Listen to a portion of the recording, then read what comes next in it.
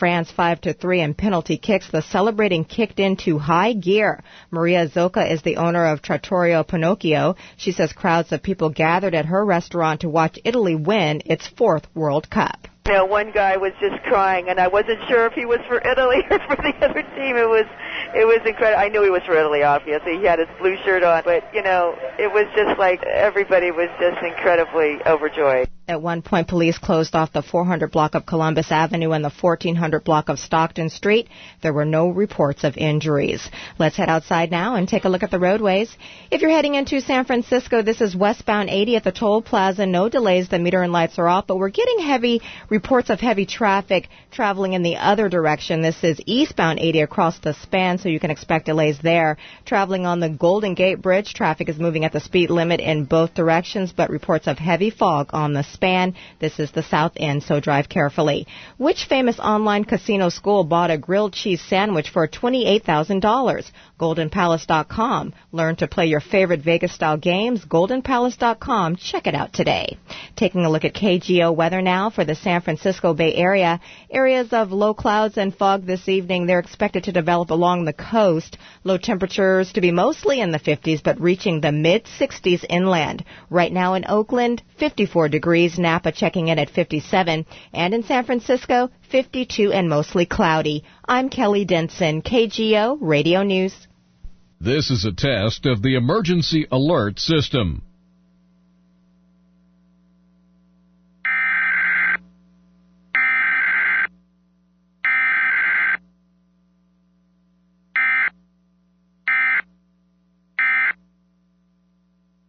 This concludes our test of the emergency alert system.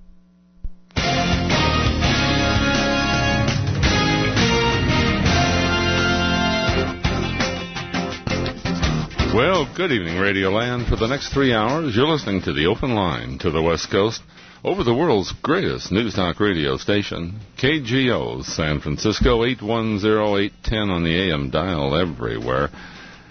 And the board is wide open here at the top of the hour, so you load it up. We'll have you on the air in a jiffy. The magic number into the KGO switchboard is 8080810. And if you're outside the immediate Bay Area, of course, dial one of the Bay Area codes, 415-510-707-408 or 650, and then the 8080810. And where we go tonight, no one knows. It's entirely up to you. Your comments, questions, puzzles, curiosities are always a lot more interesting than the monologues I can give you, so come along. All I promise you is if you pose a question, we have experts on any subject you can think of listening to this program. And they'll be calling in a jiffy, and they'll give us both an education. In the meantime, I think there's still some serious issues. Today, China announced that it will veto any proposal by the other nations in the United Nations to put sanctions on North Korea to slow down its hostile activities, its building of nuclear weapons and missiles, which most certainly will end up in the hands of terrorists somewhere else. Now, how do you like that? They give us the finger. They stick the finger right in your face. All of us here in the United States and all of us who are consumers buying 160 billion, with a B, of their goods flooding into this nation while they buy almost no American goods. We're sending them so much money that they're running up the price of gasoline and energy, and around the world you're paying $3 a gallon, and it'll be forever now. And you're cutting your own throat. And you have the absolute power to go to Walmart or the next store you walk into anywhere else, pick up a basket full of Chinese goods, take them to the counter, and leave them there, and say, China, I don't buy your products anymore until you take care of your little puppet, North Korea, which is a total puppet and creation of the Chinese communists, giving its finger to the world right in our face. And you, China, are giving us the finger right in our face. And you, the consumers, have the absolute power to bring that belligerent nation to its knees. They have millions of millionaires because of you, because you buy their goods. You don't even look. I've done the test myself, and many others have flooded with email in the last few days when I've been proposing this. There are very, very few things that you can't buy that are made somewhere else, particularly the United States, Mexico, Canada, some other country, or simply do without. What do you want to do? Do you want to cut your own throat? Do you want to pay and reward the belligerent ones giving you the finger right in your face, telling you you're stupid? Tell me a little bit about it. But on the general subject, what I'd like to talk about a little bit or hear your comments here tonight. If you look back, or let's say stand back, and take a look at the countries, the regimes, that are causing most of the difficulty and trouble and fear in this world, they are frankly just a bunch of little moles on the back of civilization. Unfortunately, those moles can become malignant before long and kill us. And they will if we ignore them. We have those who are very comfortable in the United States say you shouldn't confront them and fight them. You should just cut and run, and they'll all be nice guys. Well, they've shown us what they do when you cut and run and show that you're a coward. They love that. That's what they use to whip up their puppets to go out and commit suicide and kill other people and bomb buildings, and blow up bridges and tunnels. And frankly, those who dismiss the latest plot that was uncovered as being, insignificant, are the comfortable idiots in this country. When it hits them, they'll be the first to cry and whine somebody didn't take care of them. But if you look at these countries, North Korea, Iran, Iraq, Syria, and the rest of them that support terrorism, they really are little moles on the back of civilization, and if you don't cut them off, you know what happens. But would the world miss them? I want to ask you the question. Would the world wake up tomorrow and miss any of them if they completely disappeared? Look at it from that standpoint. Tell me what you think about it. While we have hundreds of millions starving in Africa, billions in Asia begging for a better life, and tens of millions here right in this nation hoping for a better life, we have to spend money and time and lives combating these little hairy moles on the backside of civilization. And how long are we going to continue to put up with it? Paul in Oakland, you're on the open line to the West Coast, KGO, San Francisco. Yes, sir. I'd like to know who's the biggest problem of civilization other than sick white men like you. You talk about North Korea, the puppet of China. Israel is the puppet of the United States.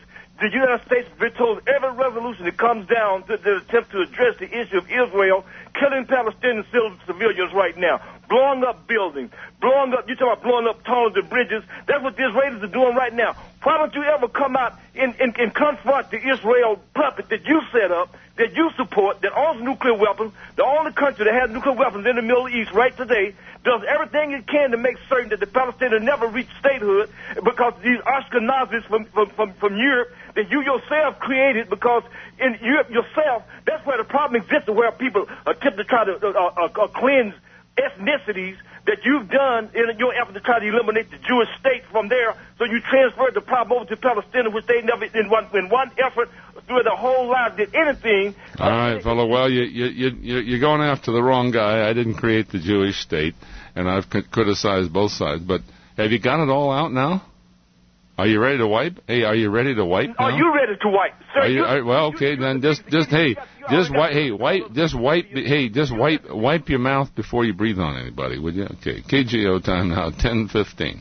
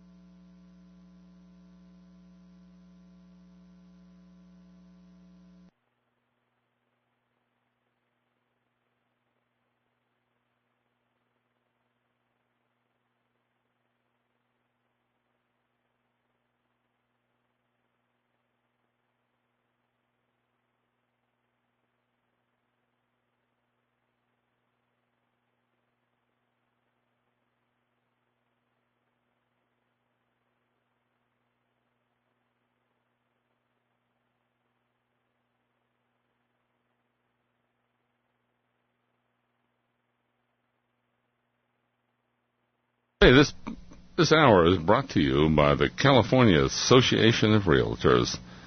Hey, no matter where you live, eventually there'll be a power failure, a hurricane, an earthquake, some great emergency.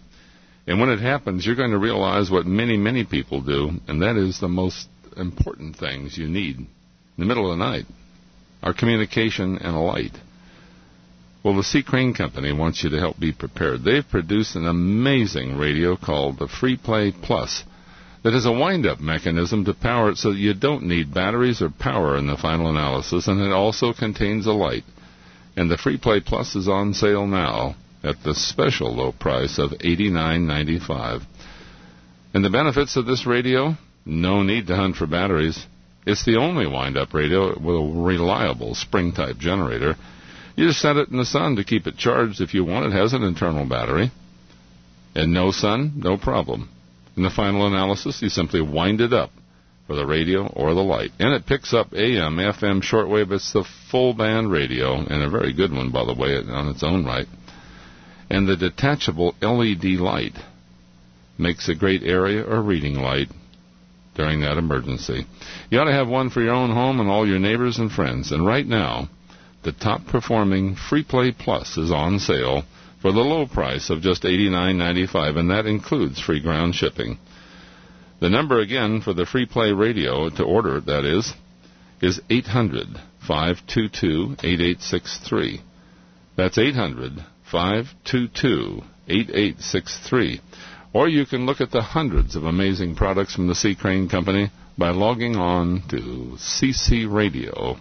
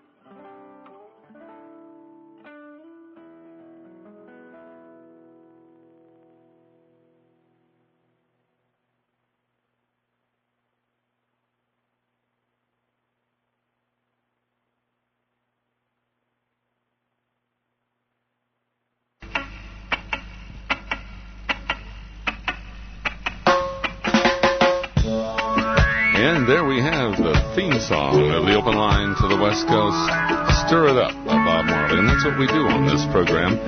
When you pick up the telephone and dial the magic number into the KGO San Francisco studio, you'll be talking to 10,000 times more people than you ever meet over this, the most listened to program and radio station at 810-810 on the AM dial, from Alaska to Mexico out to the Rocky Mountains, all points in between, and around the world on the Internet. Alma in Sunnyvale, you're on KGO. I read in the paper where someone was accused of selling or giving the secret to what's in Coca-Cola to some other company. Are you there? I heard something peripherally about that, but I didn't hear the full story. And it's quite possible because many things are trade secrets and guarded by law. So it's quite possible. I haven't heard the full details. But I was wondering, can't you just take some Coca-Cola and do some kind of chemical analysis and find out what's in it? You think you could do that, but quite often it's not that simple. Even if you determine every molecule in some substance and the distribution of it, it doesn't tell you how someone made those molecules, you see? Oh, I see. And so they're trade secrets both in how you make a substance and, quite typically, what's in the substance.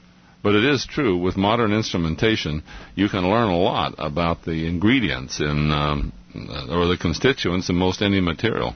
So, hey, I'd be interested to hear the rest of the story, Alma, and thanks for calling. Well, it was just a very small, about a paragraph in the New York Times. It happens all the time, really. So. Yeah, they hadn't found the person guilty. They just was a rumor, I guess. Well, hey, let's stay tuned, see what happens. Okay. Thanks for calling, Alma. Bye-bye. By the way, here now, I have a whole slug of emails from folks who wanted to know, evidently, on some channels. I happen to notice on the AMC channel today, they're playing a lot of Clint Eastwood movies, and they played one of my favorites called The Deadpool. And folks are asking, was that you? Yes, indeed. Who is it here? It says he just won $50 if it was me, because I guess he bet his incredulous wife. Yes, indeed. Let's see who it is here. Jeff. By golly, yes, it's Jeff. Well, for all of you who are asking, yes, that was me in the Deadpool. That first face you see on the screen is the character Nolan Kennard that I played in that movie as the talk show host tennis player. In fact, I was on the air in KGO and in Channel 7 at the time. And the theme of that movie was a bad guy who was chasing celebrities. That's why it was called The Dead Pool. He had a pool going where he was going to kill all of the whole list of celebrities. And, of course, Clint chases the bad guy, and the bad guy uses clever things like little robots to do in his celebrities. And eventually he got me in the movie and blew my butt to the moon, which made a lot of people happy. But that was one of the more pleasant ones that I've done with him. I did several others. If you notice in that movie, however, it was quite unique for the people who got their start in their first feature film, or significant film, let's put it that way. Most notable was Jim Carrey. Jim Carrey did an incredible scene in that movie. No one had ever really heard of him before. He played a drug addict who had an overdose named Johnny Squires. And I'll never forget when we shot that scene the night before.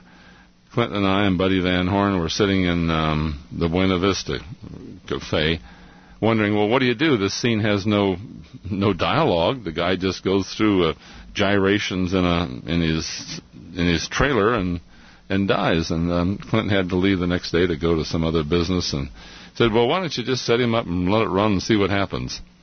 And I remember I was behind the camera with Buddy Van Horn when Jim Carrey started his version of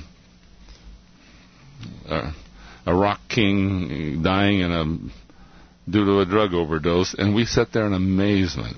I know the camera must have rolled for 3 minutes while this guy improvised, and nobody wanted to say cut.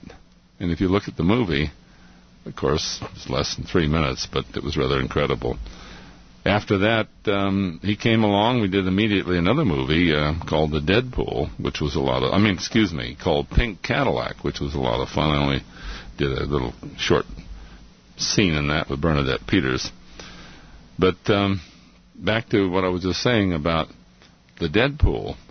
If you watch it, several had their first feature film. Liam Neeson was there as the movie director role in that movie, and Patricia Clarkston. And then there was another guy, if you watch that movie, that I thought was incredible. There's a scene about a guy trying to set fire to himself in the park. Actually, it was Columbus Park. And I watched in amazement as this guy did this scene. And I'm embarrassed that I've forgotten his name, but his name should be a household word today as well from the job that he did. Mark in Sacramento, you're on KGO, San Francisco. Hi, Bill. How are you? What's on your mind? I want to talk about North Korea. Sure. I think the best thing to do with them is just to ignore them. Ignore them and dump them in China's lap. Let them deal with them. They're their number one sponsor. They should have the problem. Well, I agree with you. I essentially, look, what they're doing, other than that, in fact, you must realize that at a certain point you have to cut them out, because that little mole on your back, that starts to turn malignant and hairy can kill you. And North Korea could do that if they're allowed to produce enough nuclear material, or continue to do it. We know they're doing it, and hand it over to terrorists. But you're right. They are posturing simply to get attention.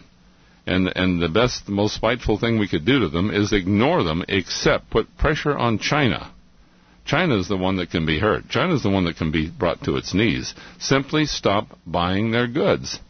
They totally depend on the United States consumer. And we do not have to buy their goods. So I agree with you, okay?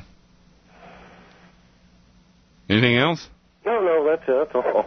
Well, but look, but take a look at what happens. And it's always a bush-bashing game, isn't it?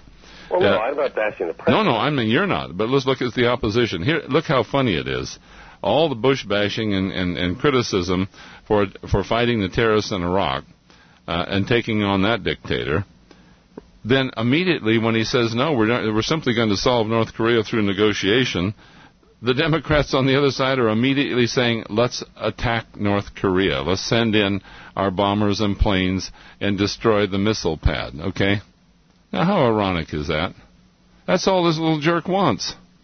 He wants us to destroy a few of his facilities and maybe 1 million of his people. He could care less. No, we want no war in North Korea. No, because they will immediately overrun the border and kill 10,000, 15,000 of our soldiers before we annihilate them. Yes, South Korea will be devastated.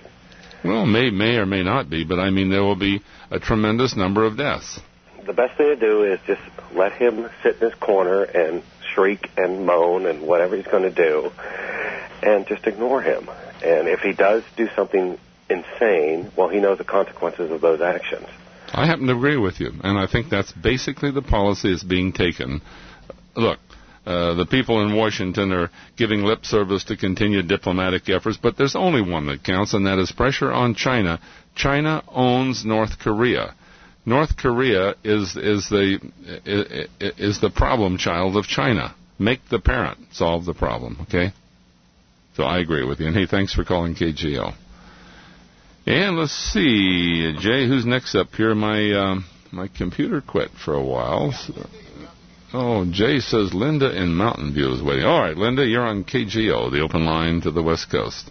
Thanks, Dr. Bill. I could really use your advice. I'm calling you about a fire that occurred in my home and the adjoining condominium and killed 6 pets and really put my neighbor out of her home completely. Oh, boy. It has to do with a countertop microwave in her kitchen that the fire marshal in Mountain View, and God bless the Mountain View Fire Department and Police Department, they really helped save a lot of others, but they told me that it looks like the microwave, which was not in use, no one was home, had spontaneously either exploded or gone on fire.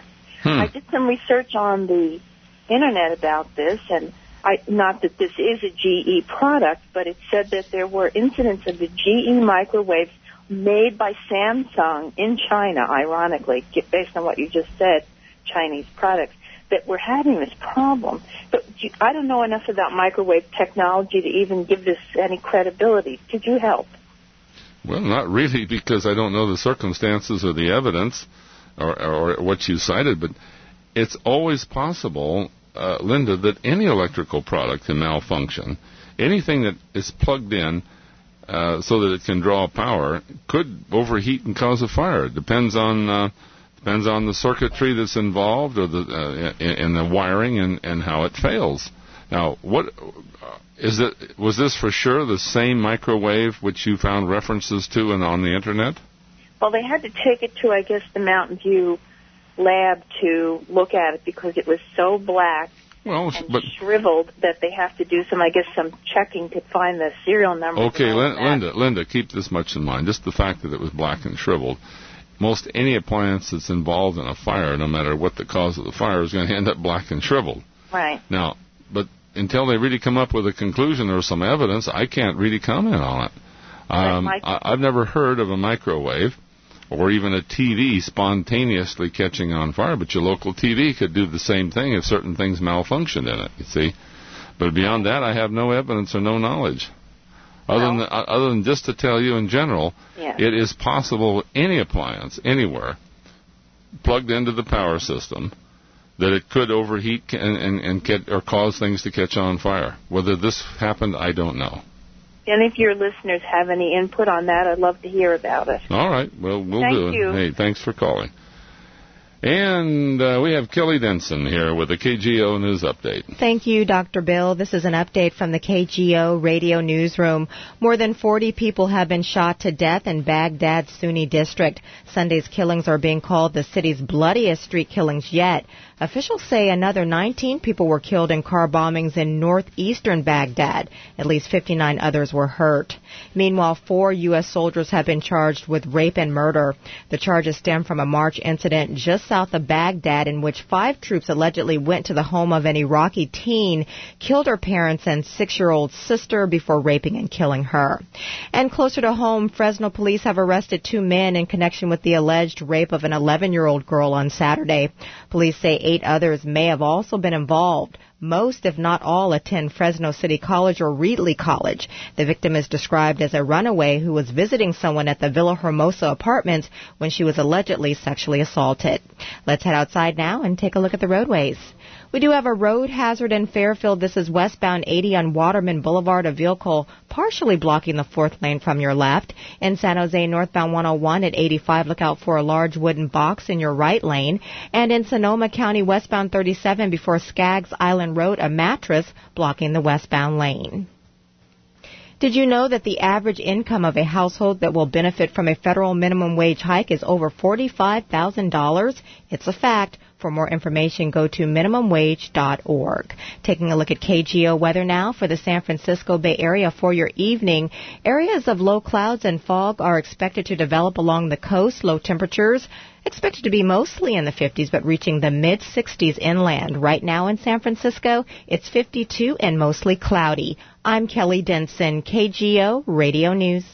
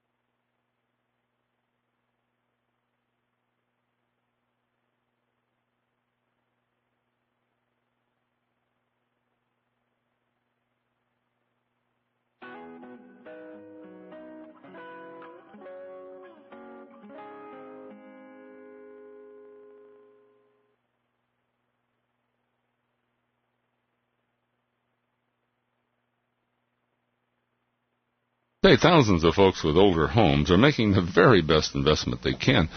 They're replacing the old noisy, drafty single-pane windows with top-of-the-line dual-pane windows and doors. Makes a tremendous improvement in the appraised value and the looks of most older homes, big reduction in energy bills, and banks and lending companies are very favorable towards these investments.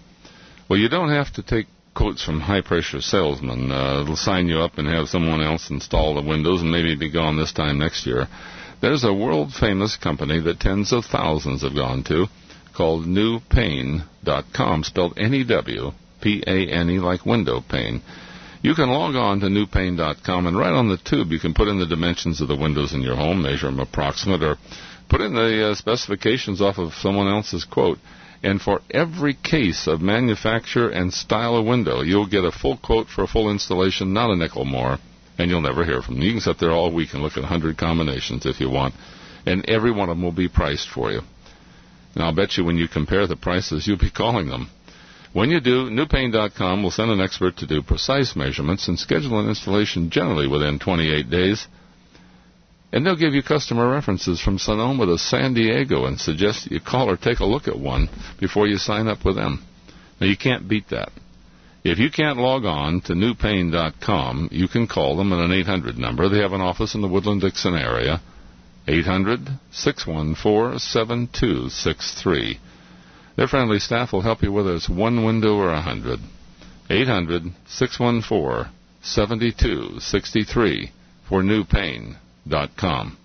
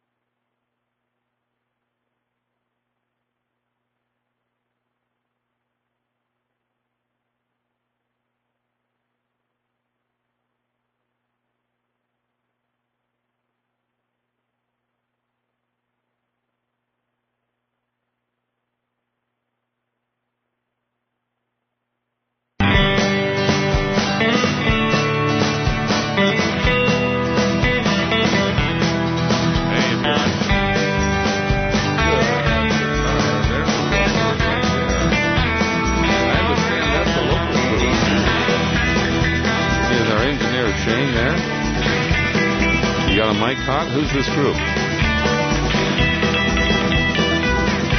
Sure. Let's hear who they are. A little local talent. All right. You have a Mike Hott there now? Yeah, can you hear me, Dr. Bill? Yes, I can. What's the group? The name of the group is the Robber Barons. Are they a local group? Yeah, they're San Francisco. San Francisco. Where are they playing? Where are they playing? Actually, they play all over local clubs around San Francisco. They just played a show at the Makeout Room, and this is actually their new album called Kerosene Communion. Just came out. Kerosene Communion by the Robber Barons. All right, hey, I like it. Okay, we continue here with the open line to the West Coast. Larry in San Jose, you're on KGO. Yes, Dr. Bill? Yes. I've been listening to you last night and tonight about Walmart, and there's one thing that I haven't heard. I used to belong to the Retail and Clerks Union, so I do not shop at Walmart. And I understand people can't afford to shop at other places and have to shop there. But where the big slap in the face is, Walmart opened a huge store in China. And China said they could do that only if the China people had a union and union wages. And I think that's a slap in the face to us even more. Well, wait a minute. I'm a little confused. Who said the Chinese people would have a union? The Chinese made the deal with Walmart. Yes. To be able to build it there. And the deal was that the employees would union wages. They would have a union? Yes. What's wrong with that? Well, they don't have it here in the United States. It's all non-union. So in other words, you'd like to say they can't have it there either then, huh? That's right. Well, that's strange. You mean cut your nose off to spite your face? Well, they're cutting our faces off. But I mean, I don't. This is one reason why your unions are going to hell. Do you understand that? Well, to take that kind of attitude, that snide, stupid attitude, is one reason why you're going to hell. If they can get a start in China, yeah. What's wrong with starting a little bit positive while you're complaining about the negative somewhere else? Did you ever look at it that way? Yeah, I have. I have. Yeah, but what the hell? You still say they shouldn't be doing it. Hey, I don't understand you guys, but I do know why you're on your ass. Okay. Cliff in San Jose, you're on KGO. Hey, Cliff, San Jose, you're on KGO. Hi.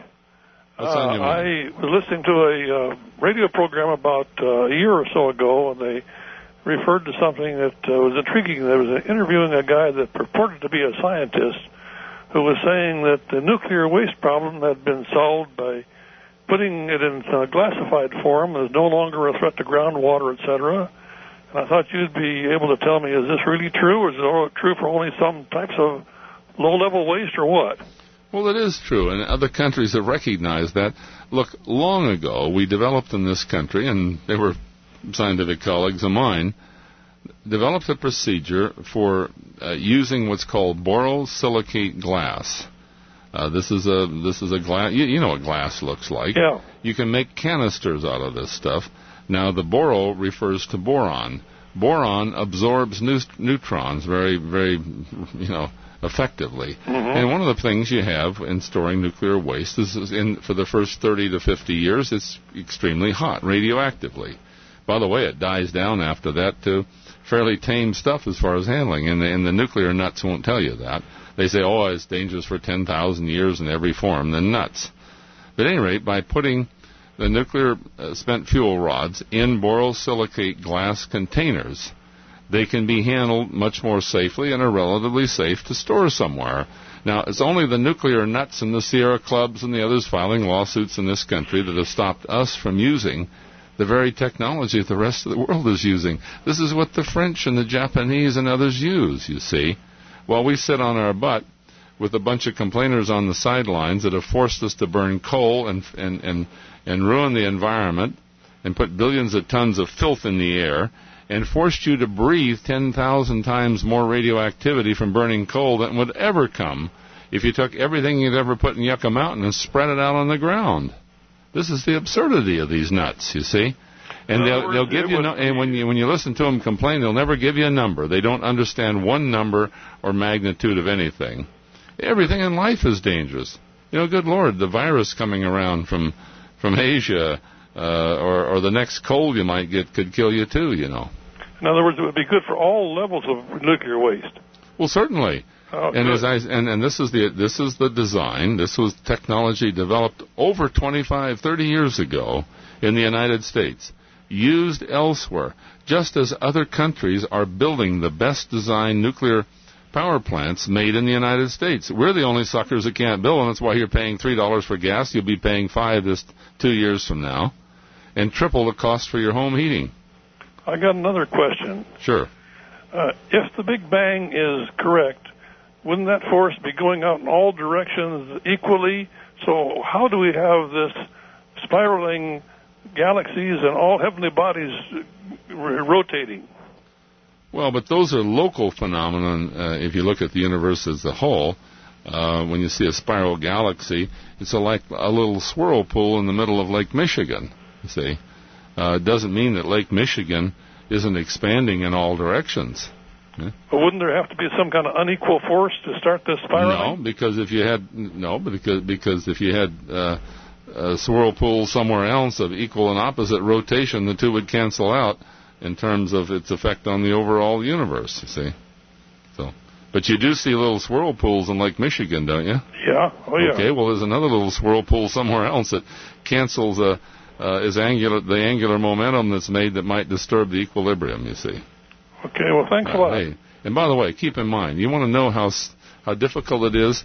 Nuclear power, even the top environmental gurus now admit, is the only clean, non-polluting form of energy for the massive amounts that we need in the future that allow us to stop burning coal and fossil fuels that are putting CO2 in the atmosphere, creating the earth warming that they're complaining about. They're the ones that caused it, you see, by stopping nuclear power.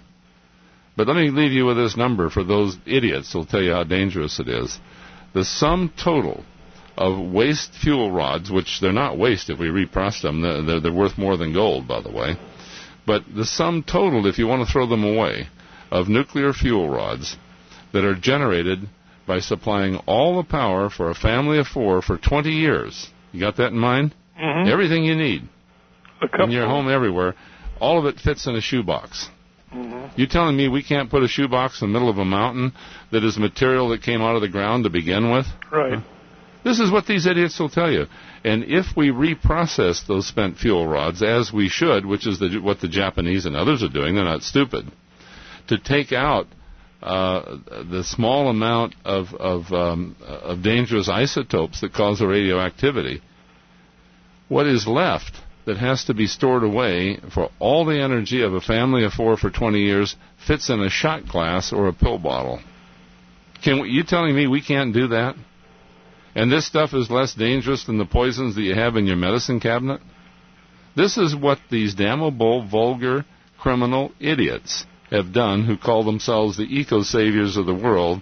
They have screwed the world, polluted it, and now they want to complain that somebody else is doing it, see? This is why I fight them all the time, and you don't hear them calling this program because I rip another hole in their backside every time they do with some of the facts they don't want to admit, you know? So, take care. I saw another program on television. They were saying in the state of Washington they were building a facility to do this. Well, they're building it all. They're trying to build it everywhere, but you have these eco-nuts, the Sierra Club, and your National Resources Defense Councils, and the Bobby Kennedy Jr.'s filing lawsuits to stuff money in their pocket, making claims that impress sucker judges and hold everything up for years, and you're the one that's paying the price. Right now, you were warned that energy prices would skyrocket as supplies disappeared, and you have no nuclear energy to make up for it, so you're paying, the average working families are paying more out of pocket to go to work for $3 gas, be $5 gas before long.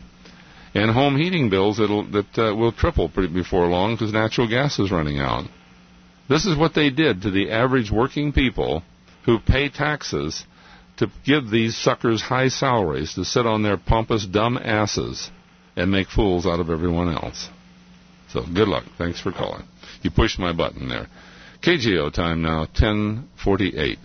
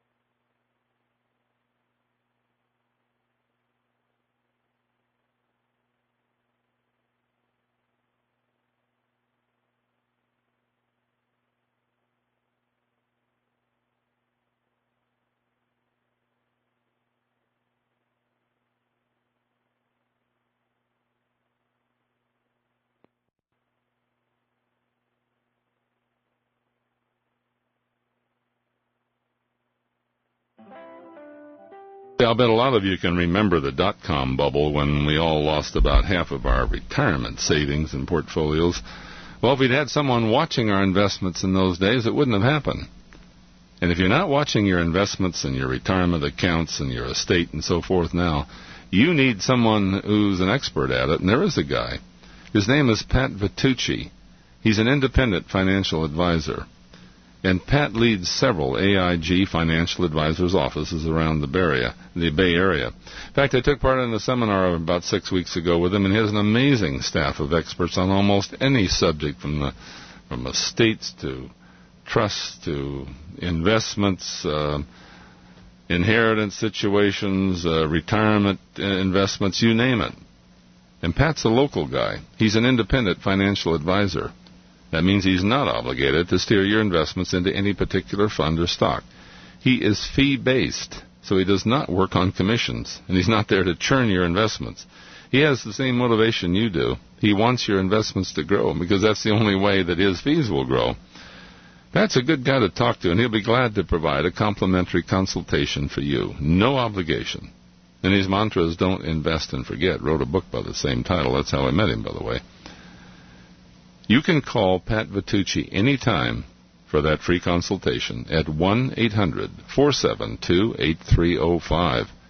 He's Pat Vitucci at 1-800-472-8305.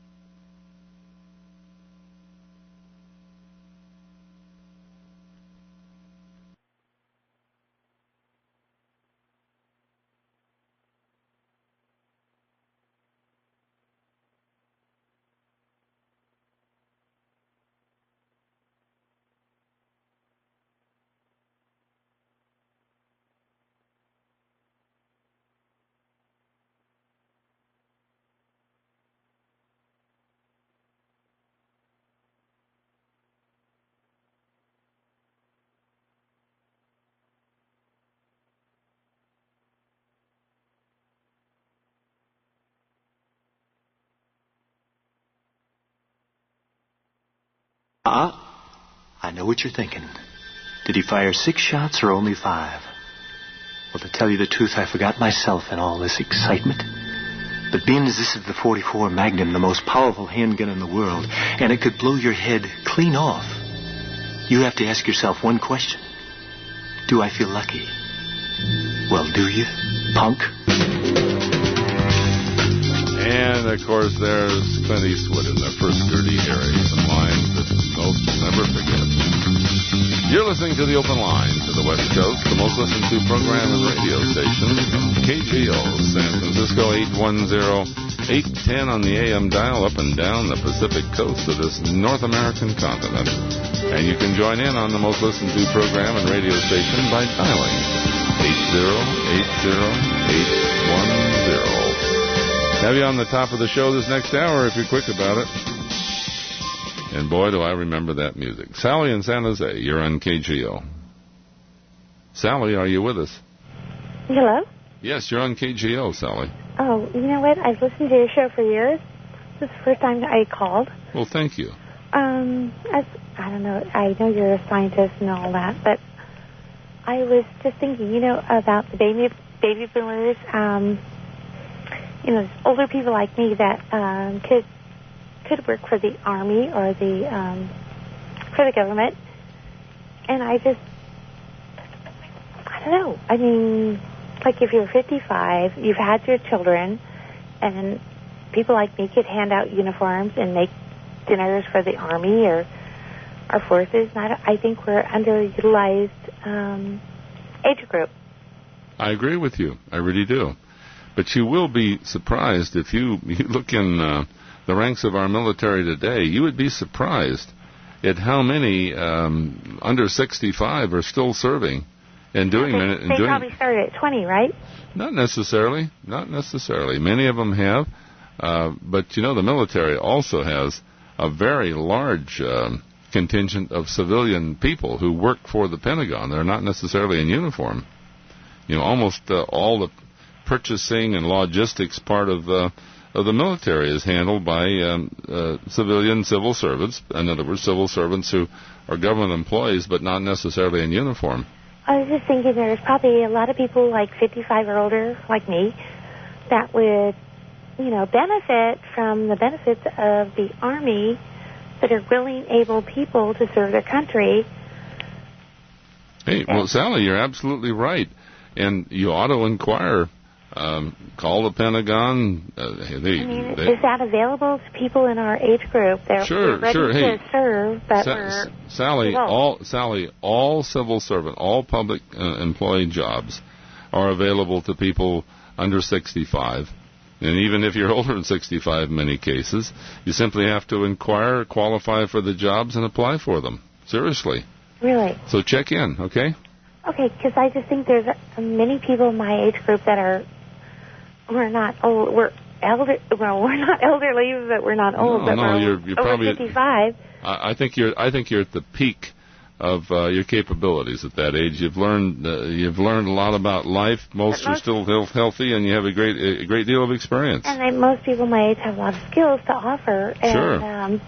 It would be great to have the military benefits to retire from. You bet. Well, hey, inquire, call the Pentagon, call their employment offices. You might be surprised. Hey, thanks for calling KGO, Sally. Want to hear from me again now? Ed in American Canyon, you're on KGO, San Francisco. Hi, Bill. Thanks. Hey, I wanted to respond to the guy earlier who implied that the unions are in China. That's an old union proposition that they try to get this propaganda out. It's not accurate. I've studied it very extensively, and I'm not pro-Walmart, but I am pro-free enterprise. And what seems to come out of the union, especially the retail clerks union, is this misnomer that somehow the retail clerks union is a save-all to the employee. I actually have a 16-year-old son who works in the retail clerks union, just got hired there, makes $7.50 an hour, and is paying $50 a month in union fees in order to be in the retail clerks union, which he's required to do. Now, if you do the math, that means he's going to be working for the first 5-6 hours of his week, or of every month, is going to be going to the union in order to get zero benefits, zero vacation, zero anything for the first year, no holiday pay, no nothing. He can go to Walmart and get a job at $7.75 an hour and pay no benefits. He can go to McDonald's here in town and get $10 an hour with no benefits.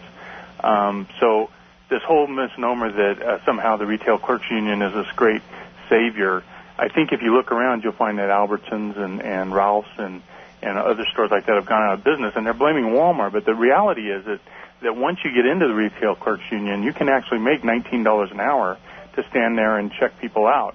That's why the unions are breaking the grocery companies. It's not because of Walmart. It's because of the incredible you hear both sides, and I think there are great advantages in the history of the unions in this nation. I think there's some that abuse it. But I think I happen to agree with you. I was smiling a little bit to hear this guy use this tired story that Walmart employees have unions in China and we don't over here.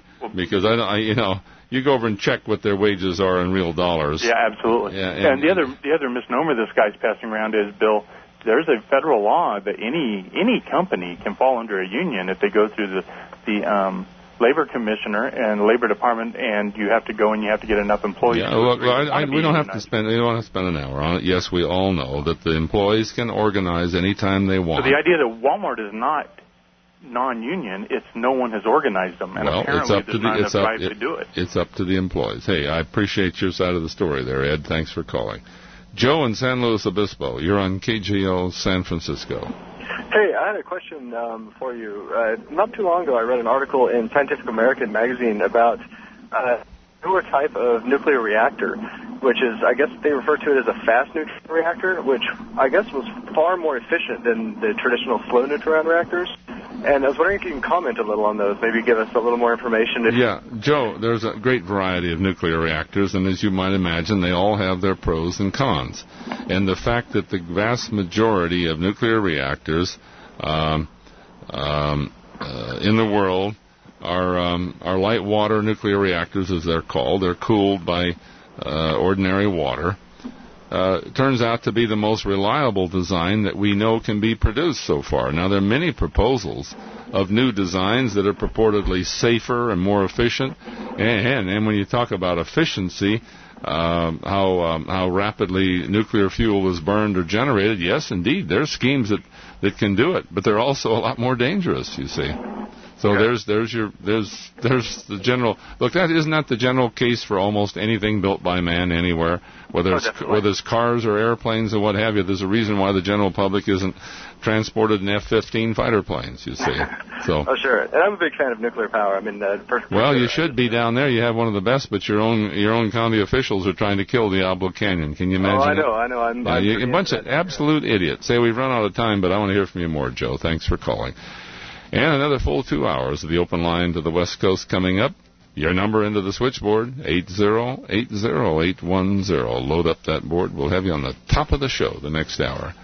This is KGO, San Francisco, San Jose, Oakland, at 810 on the AM dial everywhere. From ABC News, I'm Brad Wheelis. As the world decides what to do about the North Korean crisis, Japan considers a preemptive strike on missile sites. The Japanese constitution bars the use of military force to settle international disputes. Japan will try first to get a vote Monday on a UN resolution calling for sanctions against Pyongyang. Assistant U.S. Secretary of State Christopher Hill is in the region and tells ABC News the firing of 7 missiles last week could have a variety of effects. We have a situation where this country has really disturbed the peace in this region. So how will the other countries react to this? Could missile programs in North Korea cause an arms race among some other countries? That's a real concern. Hill says the U.S. has not removed a military option from the table. 4 American GIs are charged with rape and murder in Iraq. It's the same case in which a former Army private pleaded not guilty in civilian court last week. Iraqi officials are calling for their own investigation. ABC's Terry McCarthy is in Baghdad. It is clear that the Iraqi government is taking these charges very seriously, and indeed many are now questioning whether U.S. troops should enjoy immunity from Iraqi justice. It's alleged the soldiers targeted an Iraqi woman, went to her home and raped her. She and her family members were also killed. The leftist candidate in the Mexico presidential election presenting evidence in court that he says shows fraud in the vote count. Andres Lopez Obrador lost to Felipe Calderon. They're celebrating in space and on the ground. After an inspection of thermal tile, NASA cleared the Space Shuttle Discovery for landing a week from Monday. NASA spent more than $1 billion refurbishing the shuttle after the Columbia disaster. They added dozens and dozens of cameras and many new inspection techniques to make sure that after the shuttle lifts off, they can go over every nook and cranny, every inch of the heat tile to make sure it's safe for re-entry. And now they really do think they know the shuttle will be okay when it re-enters. ABC's John Berman. You're listening to ABC News. Have you ever found a penny on the ground? Of course you have. Well, imagine that for the next 50,000 steps you take, there's always a penny at your feet. It feels like that. Have you ever put on a pair of clean pants and found a $20 bill in the pocket? Man, that's a good feeling, right? Well, take that feeling and multiply it by 25 pairs of pants, and you're close. New GEICO customers report average annual savings of $500 on their car insurance. Discover how it feels and how much you could save. Go to geico.com. Simple as that. A good news story from AlleveGoodNews.com. I'm passionate about 2 things, motorcycles and my grandchildren. But for the past 3 years, I've suffered from arthritis. The pain caused me to lose strength in my arms, and I couldn't pick up my grandchildren. My doctor suggested I try Aleve, and I definitely noticed a difference. With the pain gone, I've got the energy to pick up my grandchildren and have fun. It's fantastic. Aleve invites you to share your good news at AlleveGoodNews.com. Use as directed for minor arthritis pain. Italy wins its 4th World Cup title, beating France after 2 overtimes and a penalty kick shootout. Celebrations spilled out on the streets of New York's Little Italy. It is crazy, it is packed, it is jammed, it's unbelievable, unbelievable. There were huge celebrations in Rome as well. Nobody wants to wake the dead, but there is still plenty of opposition to a plan to build a cell phone tower in a Connecticut cemetery. ABC's Joan Bennett reports. It's a way for churches to make money. Some have agreed to have telecom equipment hidden in their steeples. Now the Diocese of Bridgeport is negotiating a deal with T-Mobile to install a 110-foot cell tower disguised as a flagpole near a mausoleum. The director of the Putnam Cemetery, where President Bush's grandfather, former U.S. Senator Prescott Bush, and his wife Dorothy are buried, says the people who are lying in the cemetery aren't going to complain, though their relatives may take offense. Telecoms say demand for wireless coverage in homes requires them to plant more poles in residential areas. Joan Bennett, ABC News. The final round of the ladies' event in the World Series of Poker is set to start Monday afternoon. More than 1,100 women are taking part this year, nearly double last year's number. Oscar-nominated actress Jennifer Tilly won the bracelet last year and is credited with fueling the popularity of the game among women. She's playing this year on behalf of the American Heart Association. Other actresses playing this year include Shannon Elizabeth, Anne Heche, Ricky Lake, Mimi Rogers, and Kelly Hu. This is ABC News. They say the best things in life are free. So, hey, why are we paying so much for our basic information and entertainment needs? The average cable TV bill has more than doubled in the last 10 years. The price of movie tickets keeps going up. So, exactly what is free today anyway? Well, you're listening to it. Local radio. Support the advertisers that support this radio station. And keep listening. We won't send you a bill. There are still some things you just shouldn't have to pay for. Brad Wheelis, ABC News. KGO Radio News Time, 11:05. Good evening, everyone. I'm Kelly Denson. Here's what's happening in the Bay Area and around the state. More than 200 firefighters from the California Department of Forestry and Fire Protection are battling a brush fire that broke out around 4 this afternoon in Stanislaus County. This is 13 miles west of Highway 5 at the Sperry Road exit in Patterson, the same general location where a brush fire broke out less than 2 weeks ago. CDF Public Information Officer Henry DeCroof says 650 acres have been burned so far, and weather conditions could make matters much worse. We have 6 structures that are threatened. There is 1 injured firefighter, and also they're expecting a major wind change between 2 a.m. and 4 a.m. tomorrow morning. DeCroof says the fire has been stopped but not contained. On the north side, southbound, the fire is burning and moving east. The cause of the fire is under investigation. Soccer fans gathered in San Francisco's North Beach neighborhood today to watch Italy and France battle it out during the World Cup game. After Italy defeated France 5-3 in penalty kicks, the celebrating kicked into high gear. Maria Zocca is the owner of Trattoria Pinocchio. She says crowds of people gathered at a restaurant to watch Italy win its 4th World Cup. You know, one guy was just crying, and I wasn't sure if he was for Italy or for the other team. It was incredible. I knew he was for Italy, obviously. He had his blue shirt on, but, you know, it was just like everybody was just incredibly overjoyed. And Fresno police have arrested 2 men in connection with the alleged rape of an 11-year-old girl on Saturday. Police say 8 others may have been involved. Most, if not all, attend Fresno City College or Reedley College. The victim is described as a runaway who was visiting someone at the Villa Hermosa apartments when she was allegedly sexually assaulted. Let's head outside now and take a look at the roadways. We do have an accident in Oakland, northbound 880 at 5th Avenue. It is a 2-car crash blocking your left lane. In Petaluma, southbound 101 at Petaluma Boulevard North, a solo car crash, 1 vehicle facing the wrong way blocking your left lane. And on the Bay Bridge eastbound 80 at Treasure Island, a big rig is blocking the exit there. Look out for that. And in the other direction, the Bay Bridge westbound 80 at Treasure Island, a vehicle stalled on the ramp, causing delays to traffic attempting to exit. The Toyota Avalon with EPA estimated 31 miles per gallon on the highway and all the little extras you desire. Avalon, where luxury meets fuel efficiency. Taking a look at KGO weather now for the San Francisco Bay Area. For your evening, areas of low clouds and fog are expected to develop along the coast. Low temperatures to be mostly in the 50s but reaching the mid-60s inland. Right now in San Francisco, 54 and mostly cloudy. I'm Kelly Denson, KGO Radio News. KGO News Talk 810. Here we go for the second hour of the open line to the West Coast over KGO San Francisco, the American Broadcasting Company flagship station to the entire West Coast at 810-810 on the AM dial. And we begin with lines open in all areas for you here. It won't be for long, but if you pick up the telephone and dial the magic number, 8080810, we'll have you talking to millions out there over the most listened to program and radio station, so come along. Now, a few comments here.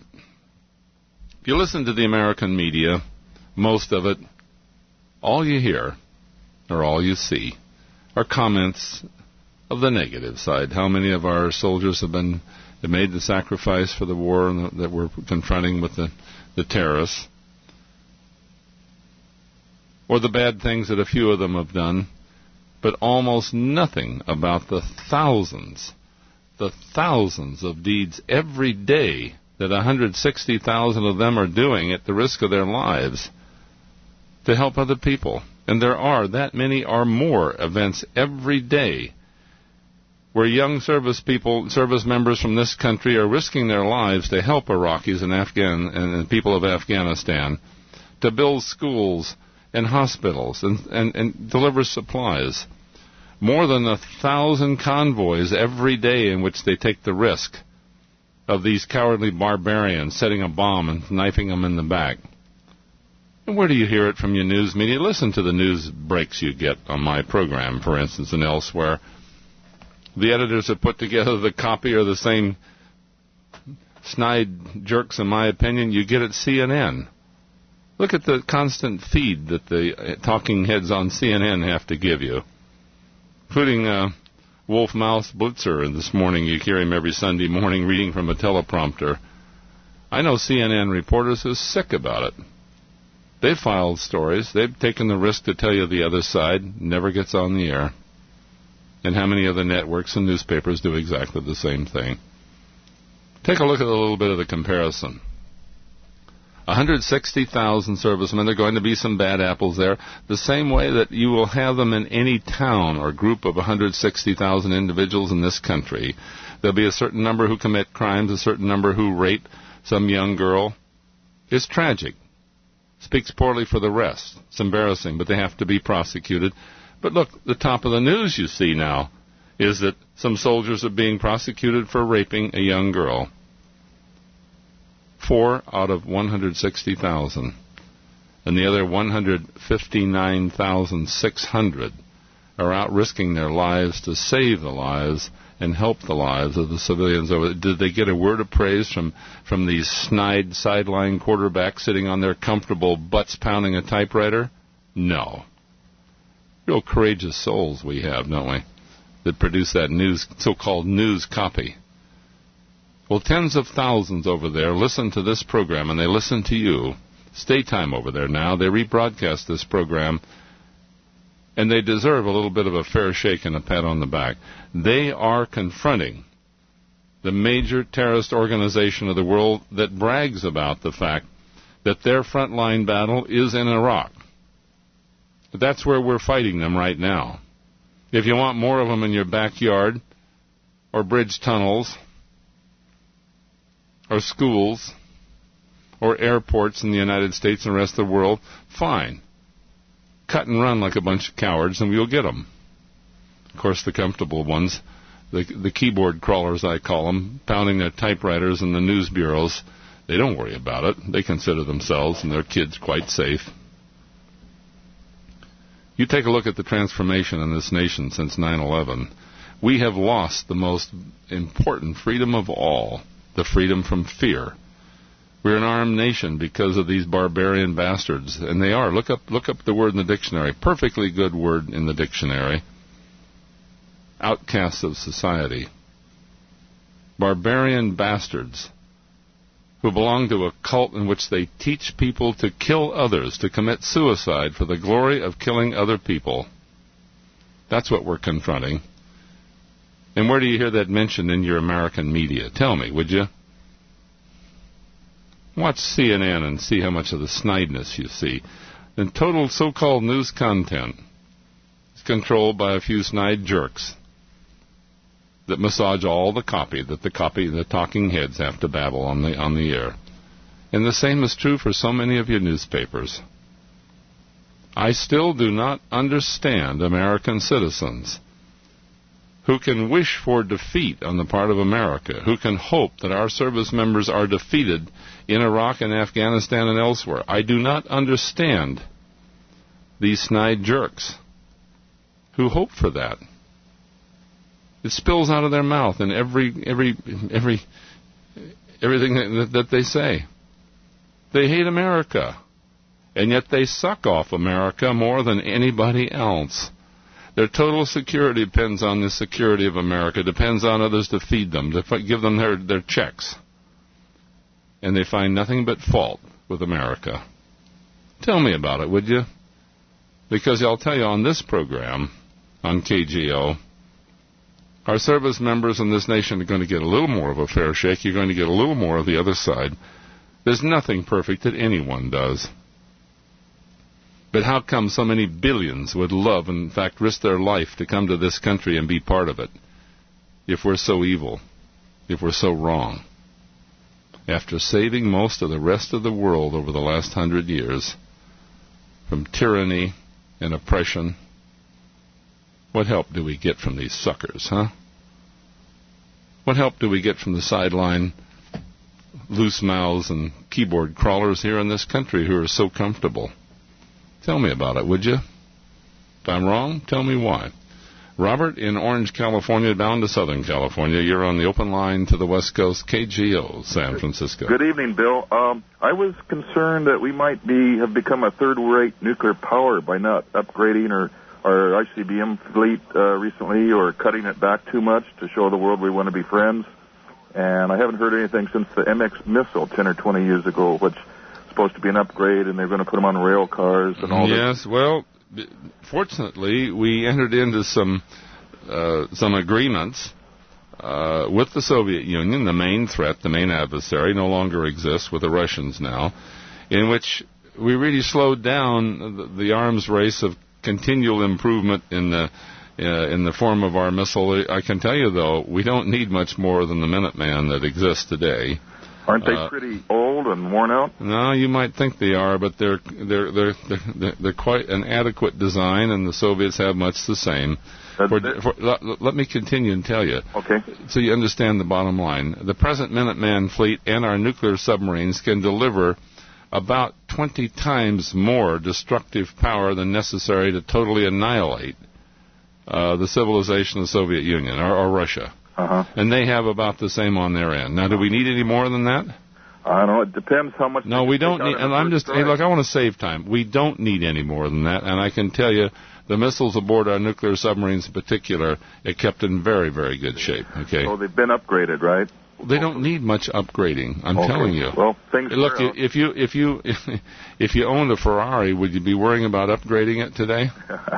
I guess not. I just hope that we could get one off if we have to, if the time. Well, they're constantly tested as well. The Russians are still pointed at us. Now we got China and Korea and whole Pakistan and a whole bunch of others. And if you look, I work in this field. I help design this country's nuclear weapons and warheads. Or I do know a little bit about what's out there. That's why I called.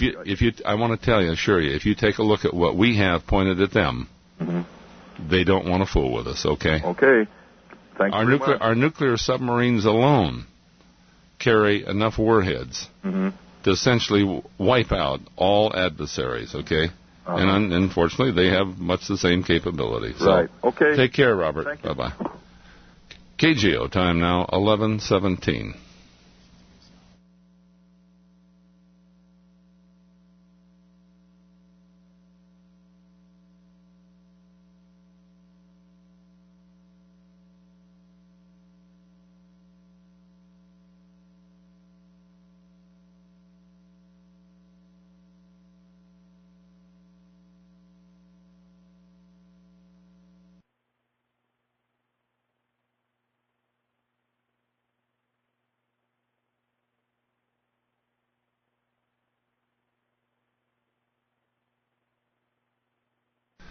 Say, there's a place in Southern California, a flower company, amazing place. Used to be called Absolutely Fresh Flowers. I told you about it for more than 12 years.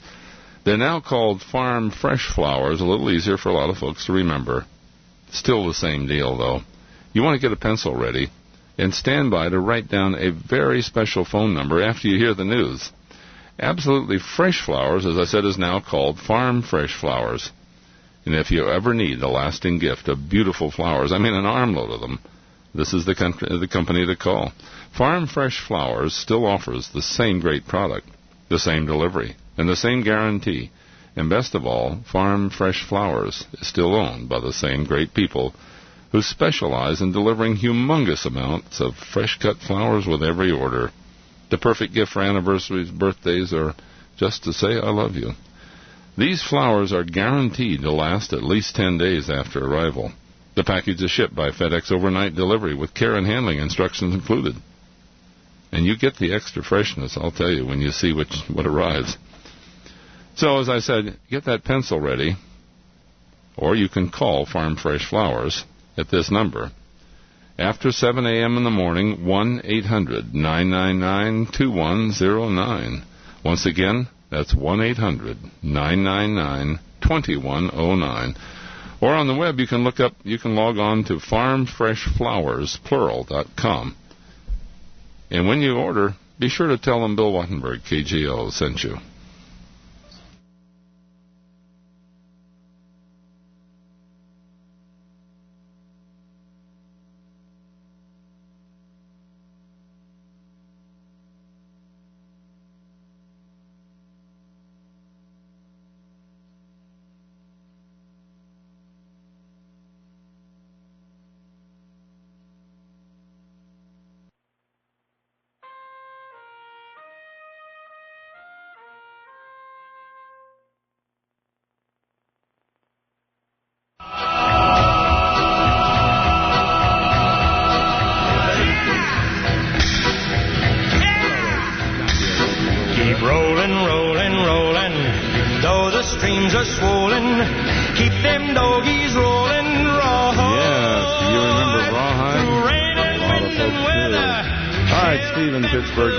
KGO, San Francisco. Good evening here, Dr. Bill.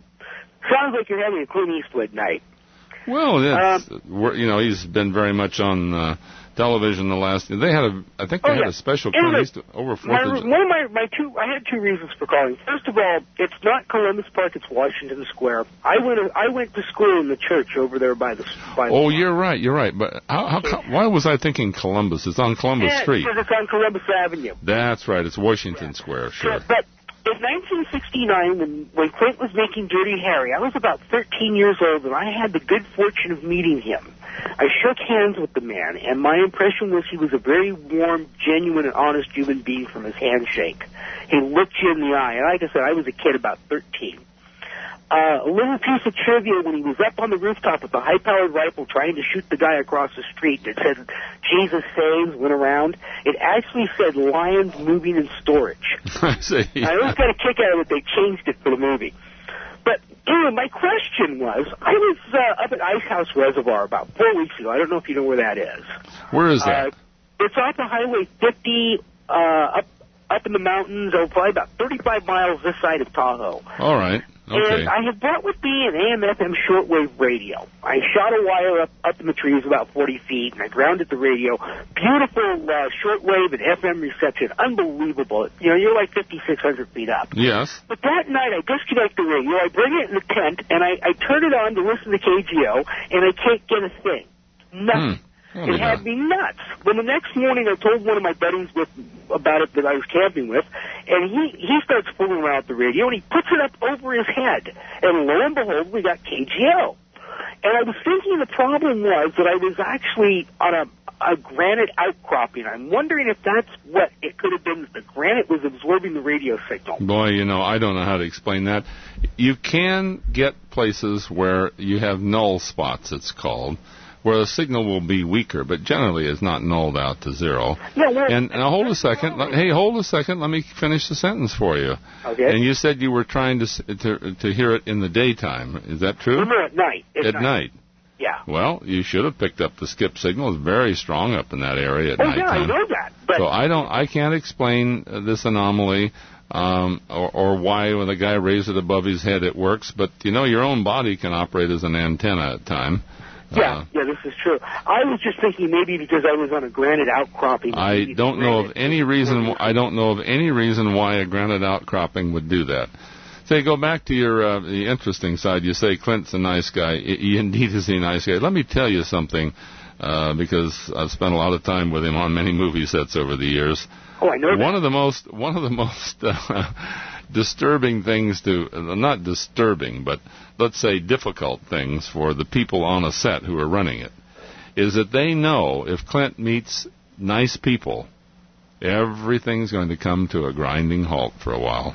So many times someone has made it through the yellow tape and past the ADs called associate directors and got up to get an autograph from Clinton. He starts talking, and they're interesting people. Everything. I mean, these $100,000 an hour operations comes to a grinding halt. You know. Well, I got to tell you, that night I vividly remember him standing there in Washington Square, shaking hands, signing every single thing that everybody brought to him that wanted an autograph. He tries. He probably killed an hour just hanging out. He does. He tries his best, and look, the time comes and you've got to move on and get your job done, and so some people get annoyed. But you were in Washington Square when we were shooting the Deadpool? No. The original Dirty Harry. Oh, the original. Well, the Deadpool was really the last of the Dirty Harry series, and it was. I of course thought it was. And that was a great scene there with the guy that won it.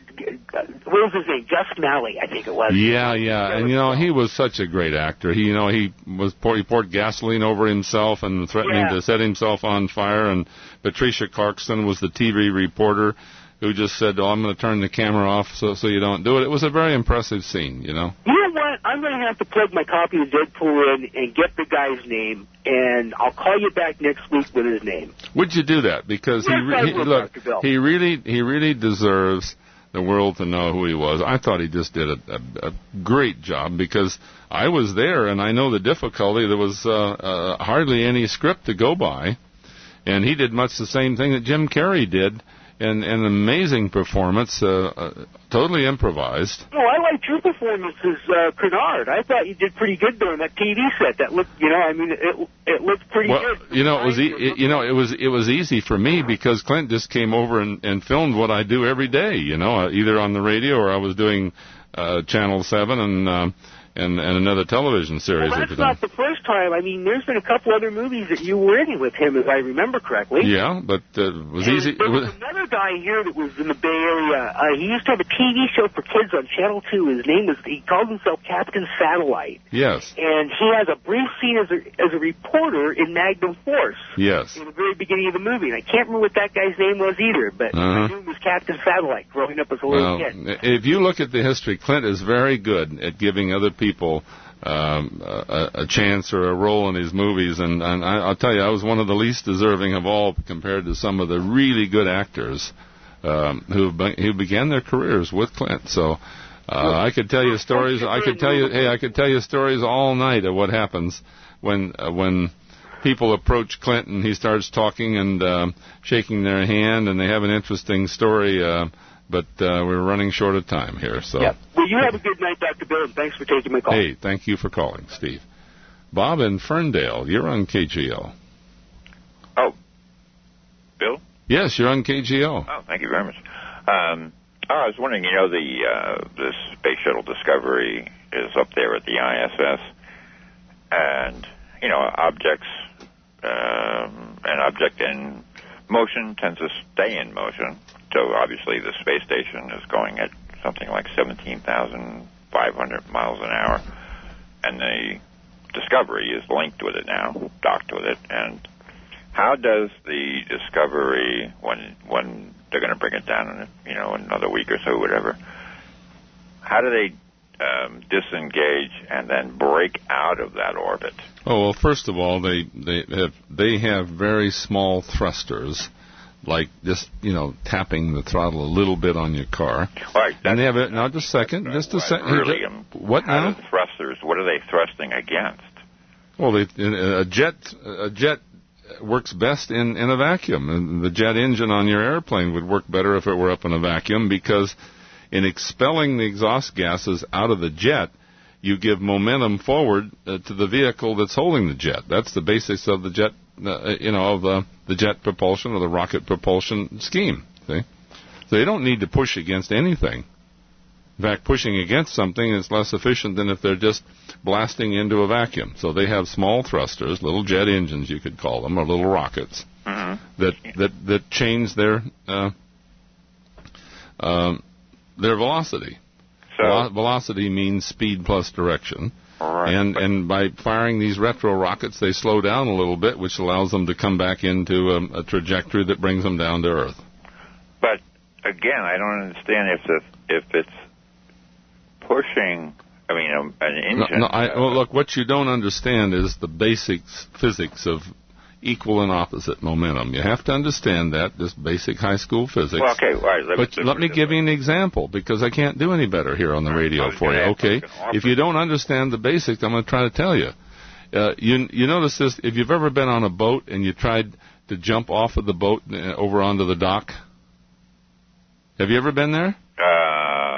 Yeah, okay. Okay. You keep going. When you jump onto the dock, the boat goes the other way, doesn't it? Oh, I see what you're That's called equal and opposite momentum. Yeah. If you take some fuel inside of a rocket and you heat it up and expel it out at high velocity, a certain amount of momentum has been put into that fuel. An equal and opposite amount of momentum gets put into the vehicle itself in the other direction. That's what propels you forward. That's the basic rocket phenomenon. So if you, let's say you were an astronaut on a spacewalk, you're out there in your spacesuit, yes, and you had a gun in your hand, and you shot the gun. Yes. Then you're going to go. Well, you would go backward. You go backwards. That's the dangerous part of a spacewalk. Right. Any force that you put on anything as gun would work in space, wouldn't it? Well, sure, it would work in space. It works better in space than it does here. Look, air is an encumbrance to the bullet. You see, air is an encumbrance to a jet airplane, right, or a rocket. Okay. That's why they work best in a vacuum. Right. As a matter of fact, if an astronaut were free floating out around that spacecraft, and he happened to fire a .22 pistol, okay, tiny little pistol, right, he'd go flying. Right? He would get a momentum that would gradually move him away from that spacecraft. Unless he could grab onto something, he'd be gone. Okay? He'd have to have a thruster or quickly be smart enough to fire the pistol in the other direction. See, so the rule is, if you give him a pistol, you better give him one with a lot of bullets. See, right. Okay. Now, again, that's a good idea. Now, okay, well, look, as best I can do for you here, but I hope I gave you a few of the basics there, okay? Here's Kelly Denson with a KGO News Update. Thank you, Dr. Bill. This is an update from the KGO radio newsroom. Sectarian tensions led to mass bloodshed in the Iraqi capital on Sunday. Mass Shiite gunmen shot to death more than 40 Sunni Muslims in one of Baghdad's Sunni Arab districts. Car bombs killed another 19 people near a Shiite mosque in the northeastern part of the city. The trial of former Iraqi leader Saddam Hussein on charges of crimes against humanity is slated to resume in Baghdad on Monday. Officials say it may be delayed because of the murder of one of his defense attorneys last month in the Iraqi capital. And thousands of soccer fans poured into the streets of Rome Sunday night to celebrate Italy's World Cup championship. Italy defeated France 5-3 in penalty kicks to win the tournament. It's Italy's fourth World Cup championship. Closer to home in San Francisco, soccer fans congregated in the North Beach area to celebrate the victory. Maria Zocca is the owner of Trattoria Pinocchio. You know, one guy was just crying, and I wasn't sure if he was for Italy or for the other team. It was incredible. I knew he was for Italy, obviously. He had his blue shirt on, but, it was just like everybody was just incredibly overjoyed. At one point, police closed off the 400 block of Columbus Avenue and the 1400 block of Stockton Street. There were no reports of injuries. Let's head outside now and take a look at the roadways.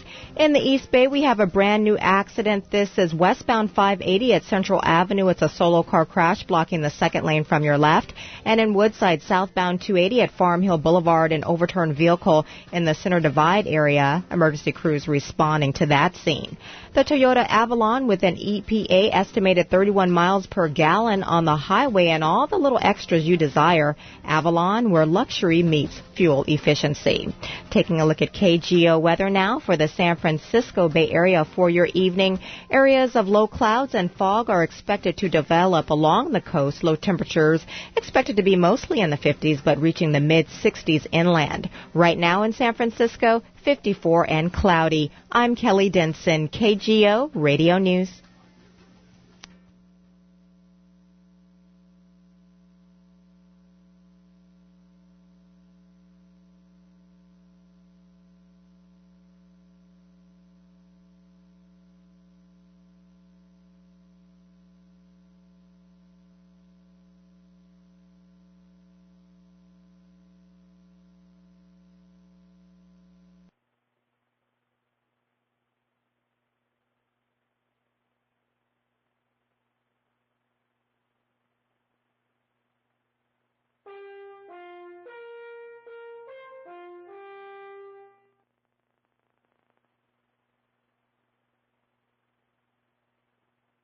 there's some of the advice from Pat Vitucci that I think is very good advice. And if you'd like a no-cost consultation with Pat to take a look at your investment portfolio or your investments in general, you can call him at 1-800-472-8305. He's Pat Vitucci at 1-800-472-8305. He's a member of SIPC.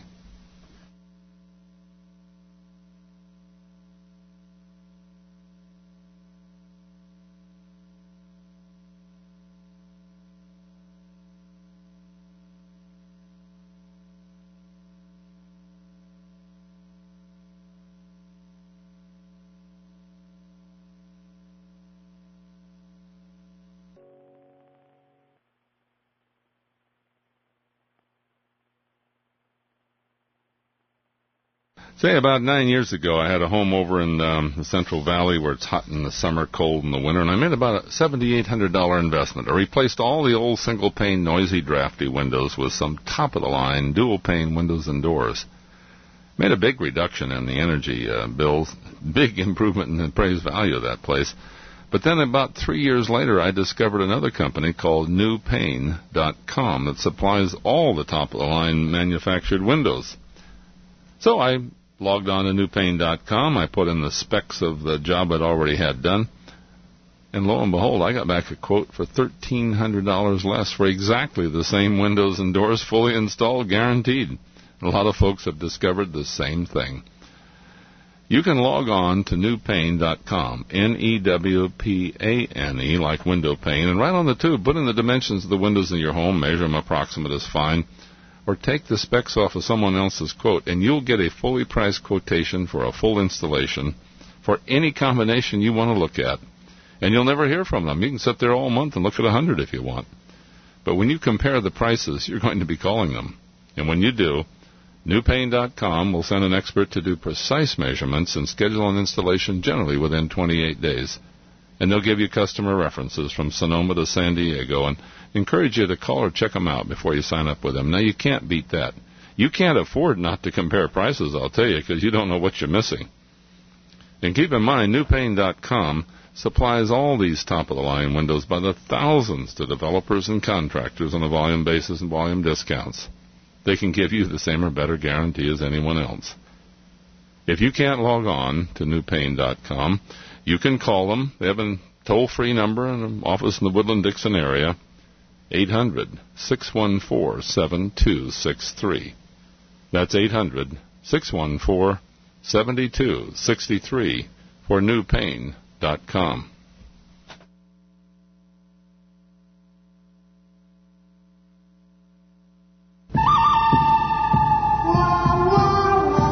Yes. Those were some of my favorite, by the way, I have to admit, Clint Eastwood movies. The good, the bad, and the ugly. All righty. Hey, there are lines open here on the switchboard of the open line to the West Coast waiting for you. You'll be talking over the most listened to program and radio stations. 8080810. So load up the lines here again. We'll have you on the air. We're only at the halfway point. Another hour and a half to go until 1 a.m. And let's see. I better take the music down a little and answer one fellow here on the email. Many calls from folks about their hybrid cars and all this scheme that you hear about called plugging in their hybrid cars and making them 100-mile-per-gallon vehicles. You know, the people who promote that are just making absolute suckers out of all who believe it, and the newspaper people and the talk show hosts and the media people everywhere who think that's such a whiz-bang idea, because the poor damn fools don't take a look at the cost of the electricity to charge those batteries and the amount of fossil fuels burned in a power plant to produce the electricity that they think is free or even less than if they'd burn gasoline in a modern hybrid car. And the answer is no. The numbers are readily available. They even quote the idiots at the California Air Resources Board. You know, this is the gaggle of certifiable nincompoops on the state payroll that brought you the poison in your gasoline for 10 years, that have defrauded the public and been wrong about every damn thing they ever proposed. And your legislature and governor continue to pay them $100,000 a year, hundreds of them up there.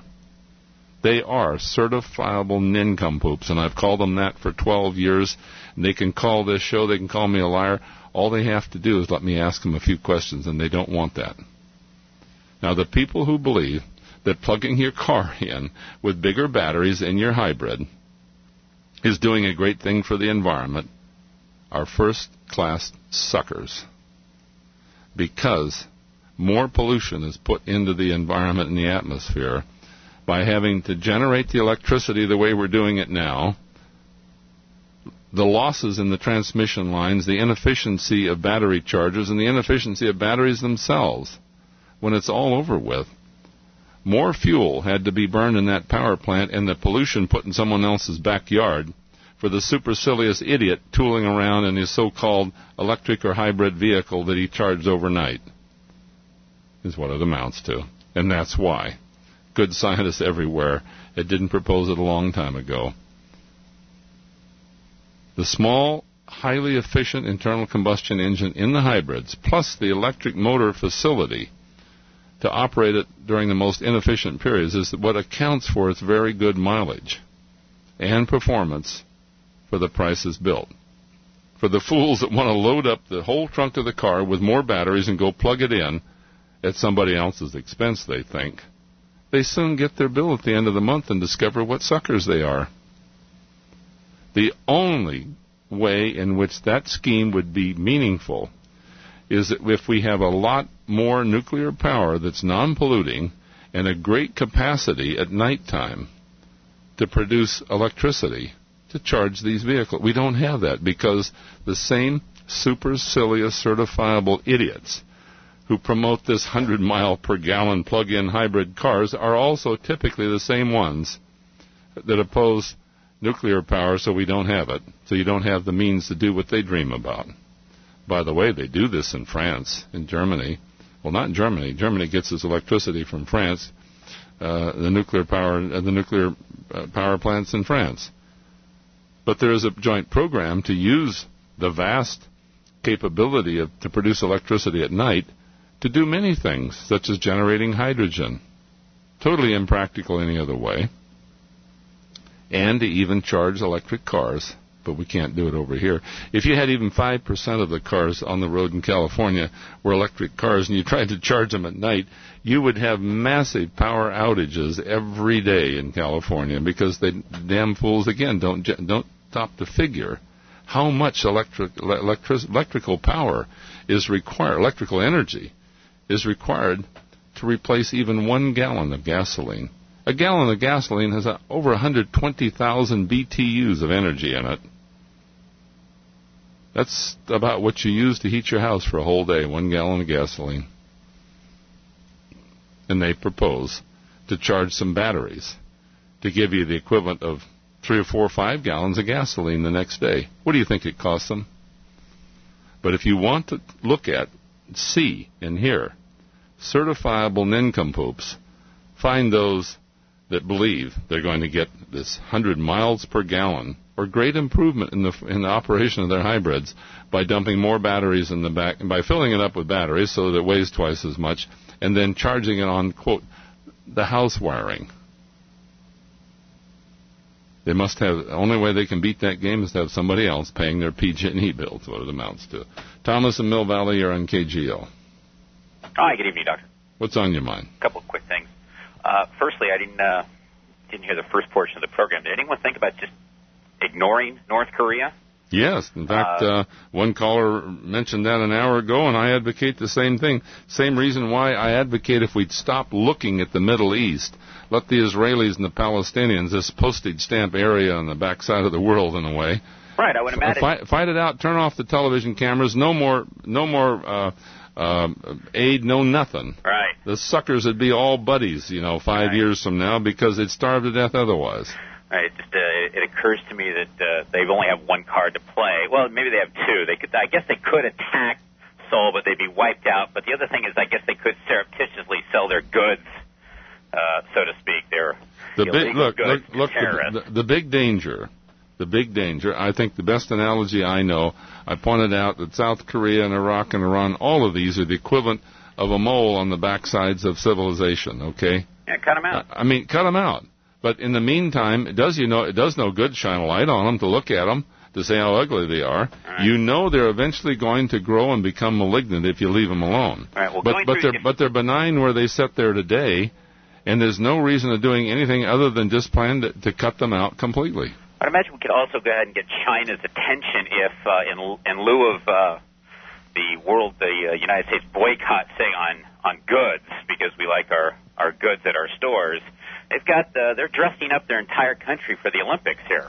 Well, sure they are, but look at this absurdity. They are bragging already. China is going to veto the proposal tomorrow that may be made in the United Nations. Right, but we know. Okay, but let me finish the sentence here now. They're going to veto this. Fine. The President of the United States ought to stand up and tell the American citizens, veto Chinese goods. Stop giving China hundreds of billions of dollars to stick the finger in our face. Yeah, I think we both have the same opinion of the United Nations. But anyway, it's worthless. Over to Mr. Eastwood. I guess he has not one, but two projects in the works. The first one was the Brady book on Flags of Our Fathers. Yes. But I read about 3 months ago that he was in production of a Flags of Our Fathers, but through the Japanese perspective, all done in Japanese. Yeah, I talked to him about this 3 weeks ago. When are these set to be released? Right, I'll fill you in a little bit. I spent some time with him 3 weeks ago on an occasion down at Carmel, and he was talking about the details of editing and completing both of these movies. And during the shooting of the Flags of Our Fathers, he realized that there's a story on the other side of the fathers and sons who fought for Japan, and no one had told it. And so he had a script and a full cast and historic people that knew something about the history and the culture on the other side, and he shot the equivalent movie there. So he's actually editing and doing post-production on both films. Now, the Japanese one will be in Japanese for the Japanese people. And I think it's quite laudable that he realized that the story should be told on both sides. Right, but we will eventually be able to see, that version as well, correct? Oh, you'll certainly see it with subtitles. No. His work's terrific, and if he's does it along the lines of the book from both sides, I look forward very much to another success. Well, Clint doesn't deal in political propaganda. He tries to give you some of the reality and the human beings that were involved and swept up in particular, times and places. And I can assure you he's not going to be blessing the Japanese attitude on the world, but you have to realize that there were sons and fathers serving their country. No, that's a great idea. Making sacrifices on their side. He realized that it was a story that needed to be told. See? Yesterday, the last time I was fortunate enough to speak with you, you had the great Dr. Teller on when he was before he had gone to his great reward. And last night you were mentioning some of the work that he, the quote-unquote ugly word Star Wars that has now gone ahead and evolved to the point of which you were alliterating on about last night, but our possible capability in the next decade or two of making certain tanks and fleets sort of non-existent. Well, Edward Teller, of course, was one of the greats at Livermore in terms of the scientific community. Many, many others contributed there in the laser programs and elsewhere around the country. Many laboratories and companies are working the laser programs, but you are going to see in the coming decade lasers that will fascinate you in terms of their power to eliminate a lot of the standard armament and machines of warfare. That's all I can tell you. Okay? Great. Well, thank you very much for your time, Doctor. Hey, thanks for calling, Thomas. Bye-bye. KGO time now, 11:48.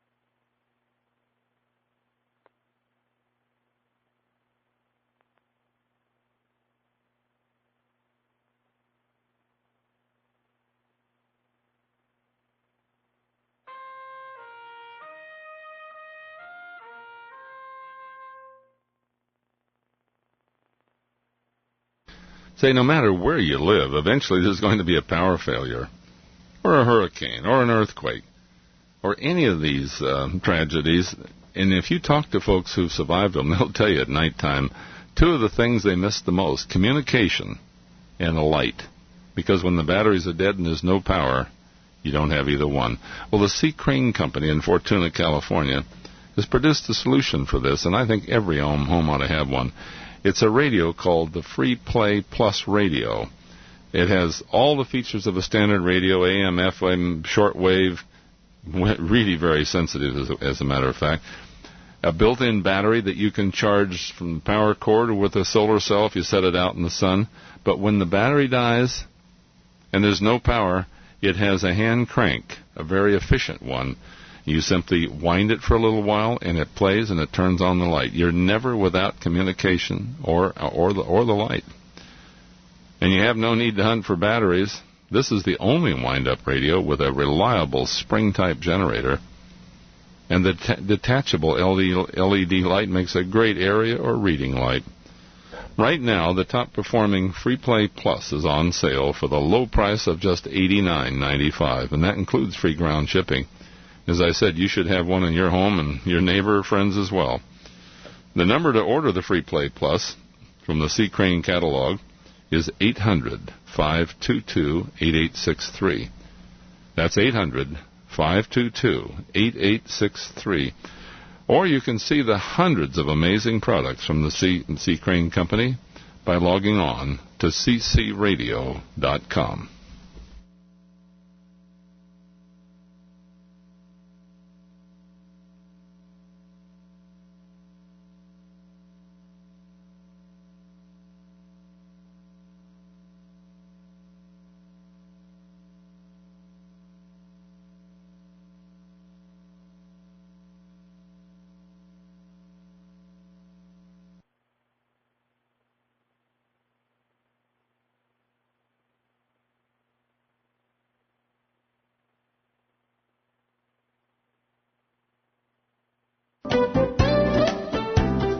You're listening to the Open Line to the West Coast from KGO, San Francisco, the most listened to program and radio station. About 8 minutes to go here on the second hour.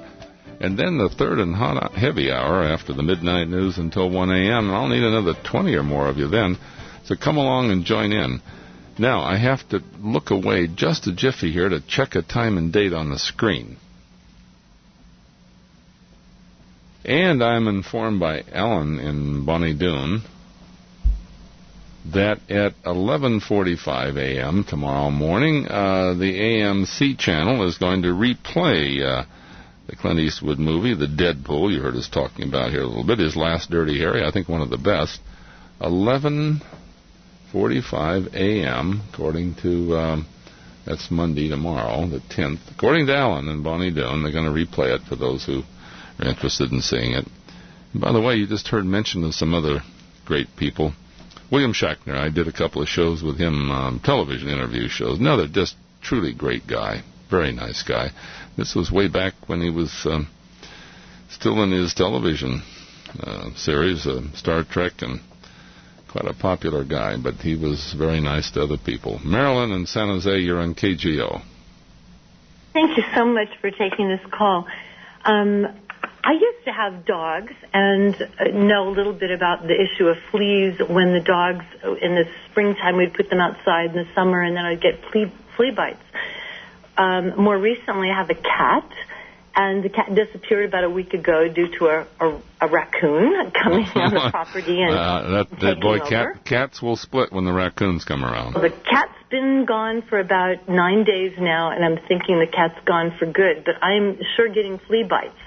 And I'm wondering, we put a flea bomb in the garage last night. I'm hoping that takes care of the garage where the cat was sleeping. And then what happens to the yard? What happens?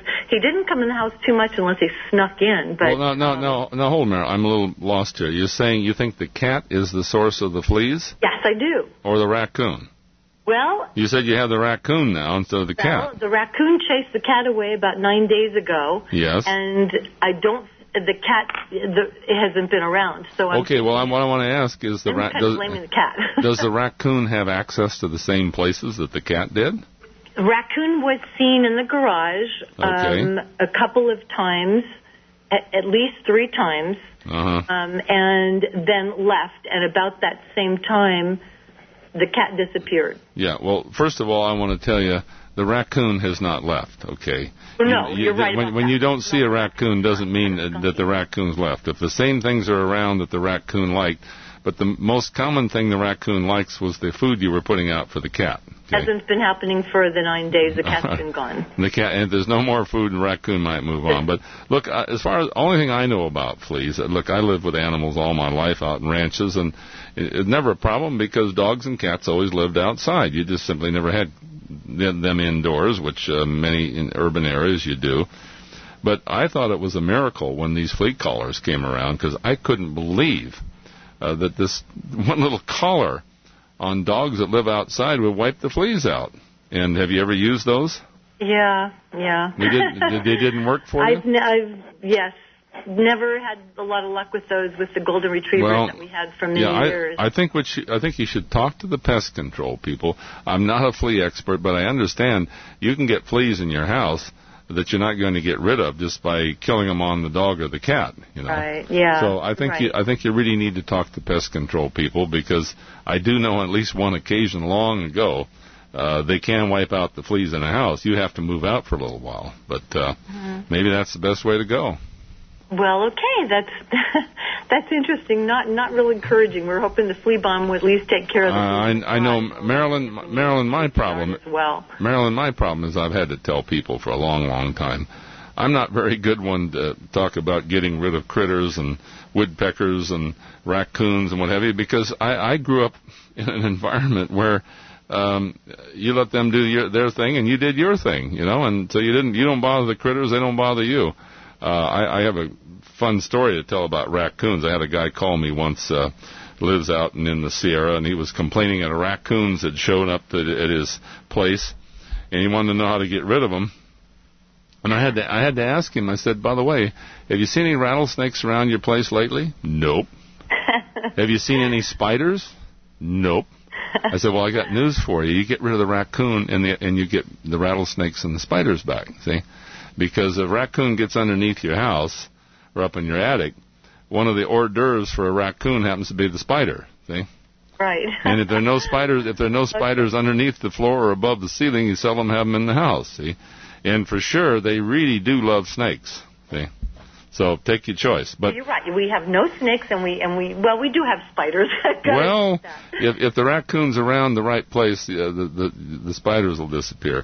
On the other hand, they can be pretty messy if they start relieving themselves in your attic. Then that can be dangerous because that can spread some really serious disease. So check that, okay? Oh, okay. Well, hopefully they're not in the attic. Hey, well, good luck, Marilyn. I think it's just in the garage. Okay, well, that's the famous last words about raccoons because there is no just one place. Raccoons are very, very clever critters. Oh, gosh. And they go anywhere there's food or anywhere it's nice and comfortable, so look out. Okay? Yeah, stop putting out food. Well, wait until Mama has a whole bunch of little ones and they yak at you when you come home at night and they're sitting up on the roof. That's what I have to contend with. Okay, thank you so much. Hey, thanks for calling, Marilyn. Bye-bye. Sam in Fremont, you're on KGO San Francisco. Hi, Dr. B. I have a quick question. When you turn the air condition on and you put it in auto, why is that it keeps running and it won't stop? In your car? No, in the house. In the house? Yes. Well, if you have a temperature setting and it keeps running even after the temperature inside goes below that, then you have a problem. The thermostat's bad. You need to get a furnace air conditioning person to come in and test. Do you have a new thermostat? You just have. Is it an old one? No, it's 10 years old. Yeah, you better check it but a lot of times, like a hot day today, it'll fool you. You think the air conditioning's running when it shouldn't, but you simply did not get the temperature down in the house to the setting on the thermostat. Best test. Set the temperature high sometime, like 78 degrees or so. So can I try it on a cool day and turn it on to see if it stops? Try it then, and try even on a warm day. Set the temperature up to about 78 or 80 degrees. You know, when you know it's hotter than that. Now, see if it'll cool down to that level and stop. Okay. Thank you very much for your help. Hey, take care. Bye. And we have hit the end of the hour here. Your number for the next hour, I need another 20 or more of you. 8080810 into the KGO studio. And keep in mind, you're using the most listened-to program and radio station with a tremendous reach from this ABC flagship station to the entire West Coast. So come along and join in. This is KGO, San Francisco, San Jose, Oakland, at 810 on the AM dial everywhere.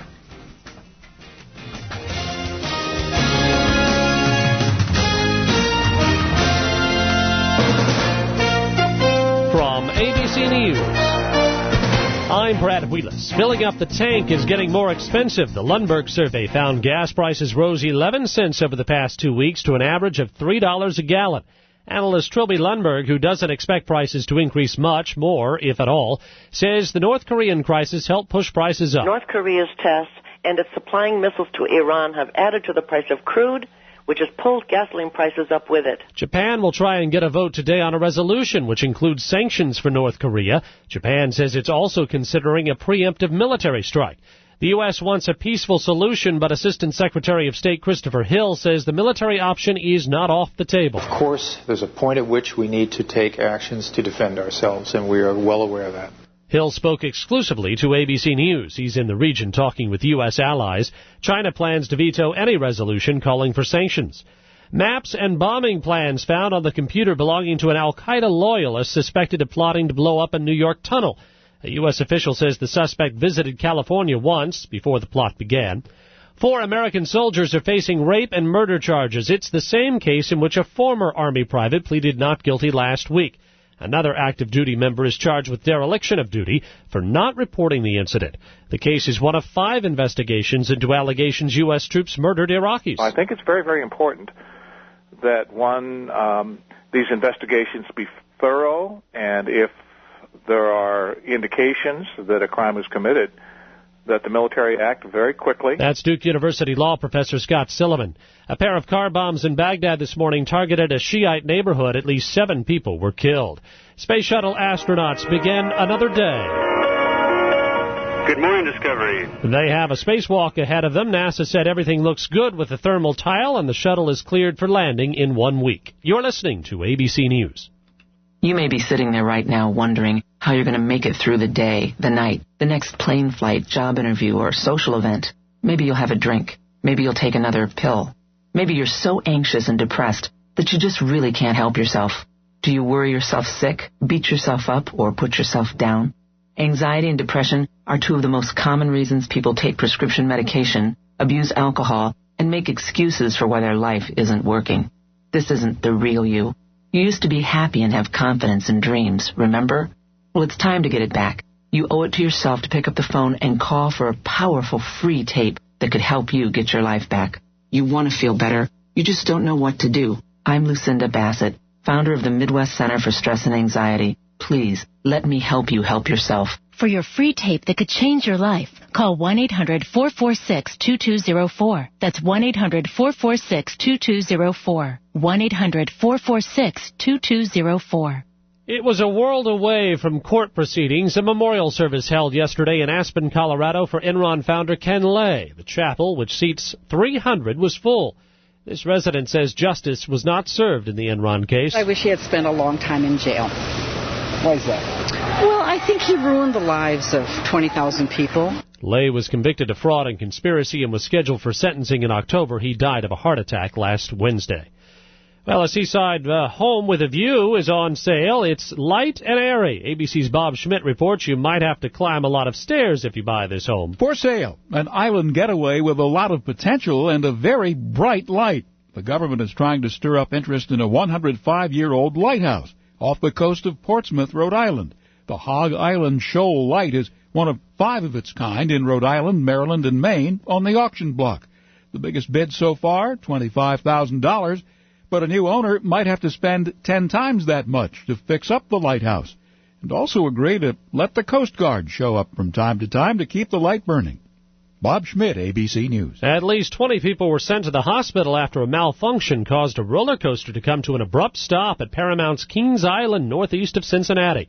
Park officials shut down the ride and examined it. The coaster is billed as the tallest, fastest, and only looping wooden roller coaster on the planet. This is ABC News. I'm sick of this. I'm sick of dealing with... What a child learns about violence, Who do you think you are? a child learns for life. Teach carefully. We're ACT Against Violence, and we can help you teach your child how to rise above violence, not succumb to it. Call 877-ACT-WISE for a free brochure. And stop violence before it starts. This message brought to you by the Ad Council and ACT Against Violence. Brad Wheatless, ABC News.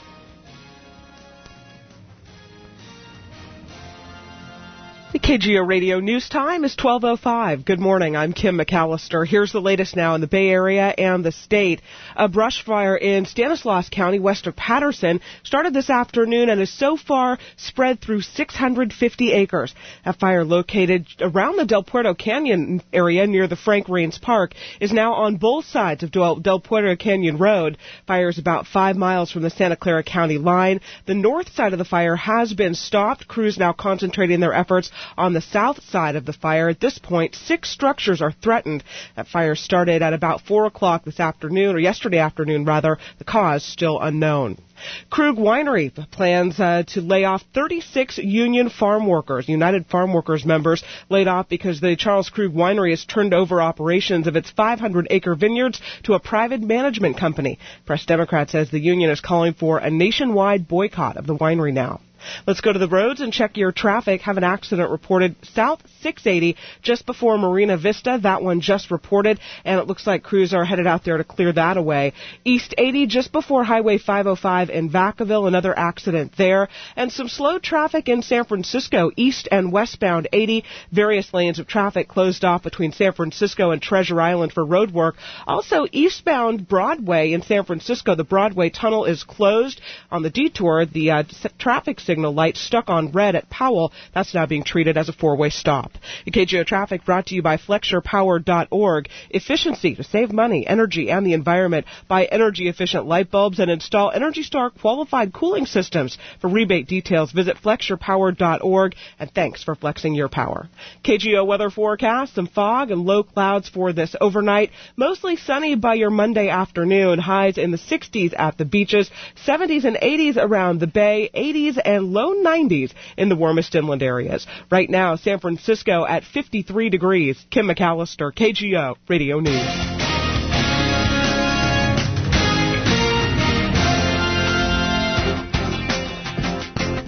Here we go for a new broadcast day over station KGO San Francisco on this new day, the 10th day of July, the year 2006. And this is the third and final hour of the open line to the West Coast. I'm Bill Wattenburg, your host, and you're the stars of this program. And the board's jumping here right now with a few lines for you at 8080810.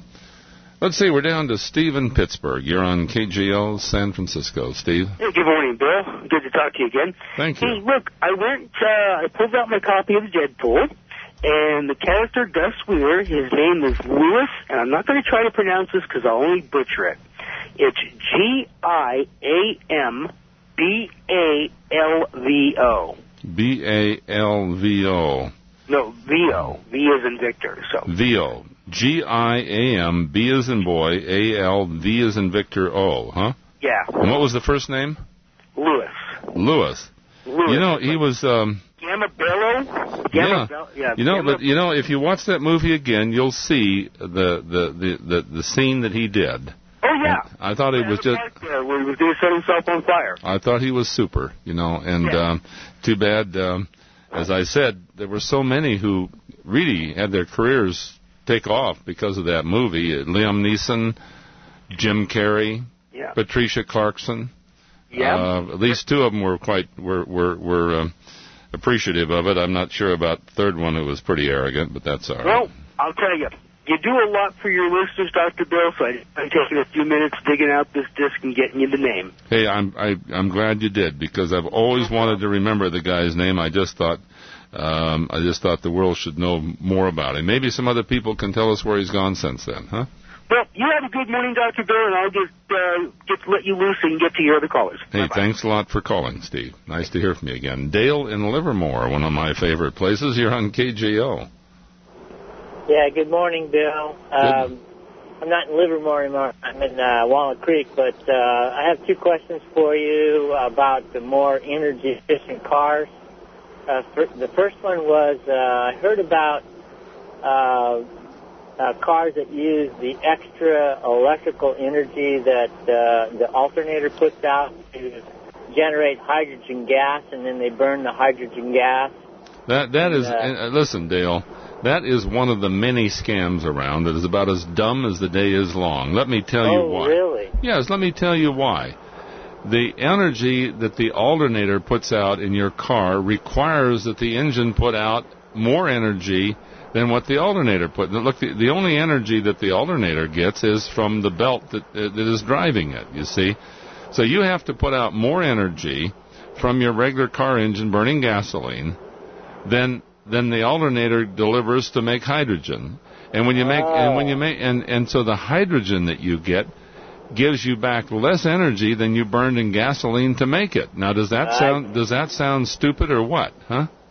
Well, I mean, the whole I asked you. It sounded kind of iffy to me, but I wanted to ask you about it. The second thing. Hey, look, Dale, I want to tell you, the people who propagate this stuff usually know it's a fraud, but they know most people are technically ignorant and they'll believe it. It sounds like a whiz-bang idea. Unfortunately, the people who believe it are the same people who believe you put a little propeller on their beanie and spin it fast, and if they spin it fast enough, the feet will come off the floor. You see? So okay, go.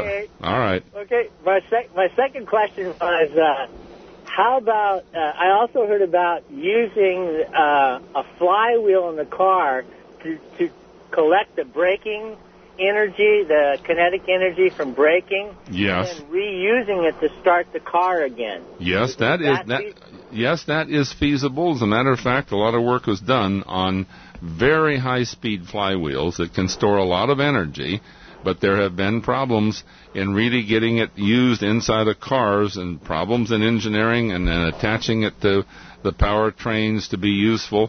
But that's doable. It is true. You can. The braking energy that you throw away when you slow down your car, one of the great advantages of the hybrid cars is that they save that energy by storing it back in the battery. Uh-huh. So as you approach, suppose you're tooling along 35 miles an hour and you approach a stop sign, you start braking. What happens is the hybrid car takes its electric motors and turns them into generators, which is called dynamic braking. And that sucks up the energy of your car, slows it down, and puts the electrical energy into its small batteries. Those batteries are big enough to give you an immediate boost when you take off from the stop sign again to get you back up to the speed you were going originally without using any more energy. That's the great savings in the hybrids, why their mileage is so much better in the city than it is out on the highway. Okay. Yeah, I always wondered about that. Well, now that's a little reality. And that does make sense. Thanks for calling, Dale. Okay, take care. Leo in Vallejo, you're on KGO San Francisco. Hello, Dr. Bill. I wanted to tell you we happened to be at Walmart yesterday and bought about 3. There's probably about 9 or 10 Clint Eastwood movies out on DVD that were under $6 a piece. Great. Including Deadpool, Honky Tonk Man, Bronco Billy, The Gauntlet, quite a few from like the 80s. Yes. And like I said, they were under $6, so people can't watch them on TV, can't catch them on TV. It's good to have them in your library if you collect movies and like movies. And my wife watches some movies 3, 4, 5 times. So we picked up 3 or 4 of them. So. Well, I have to say, I don't know of anyone, maybe there are a few, who have produced as many movies of just good entertainment, in my opinion, and the opinion of others. That's why he became so popular. Yeah. But there's another one you might find that I'm sort of partial to. It's called Pink Cadillac. Yeah, that was one of them that was under. It was under $6, and we picked that one up. And Jim Carrey's in that one too. Yeah, well, yes, he's in it because he followed us from.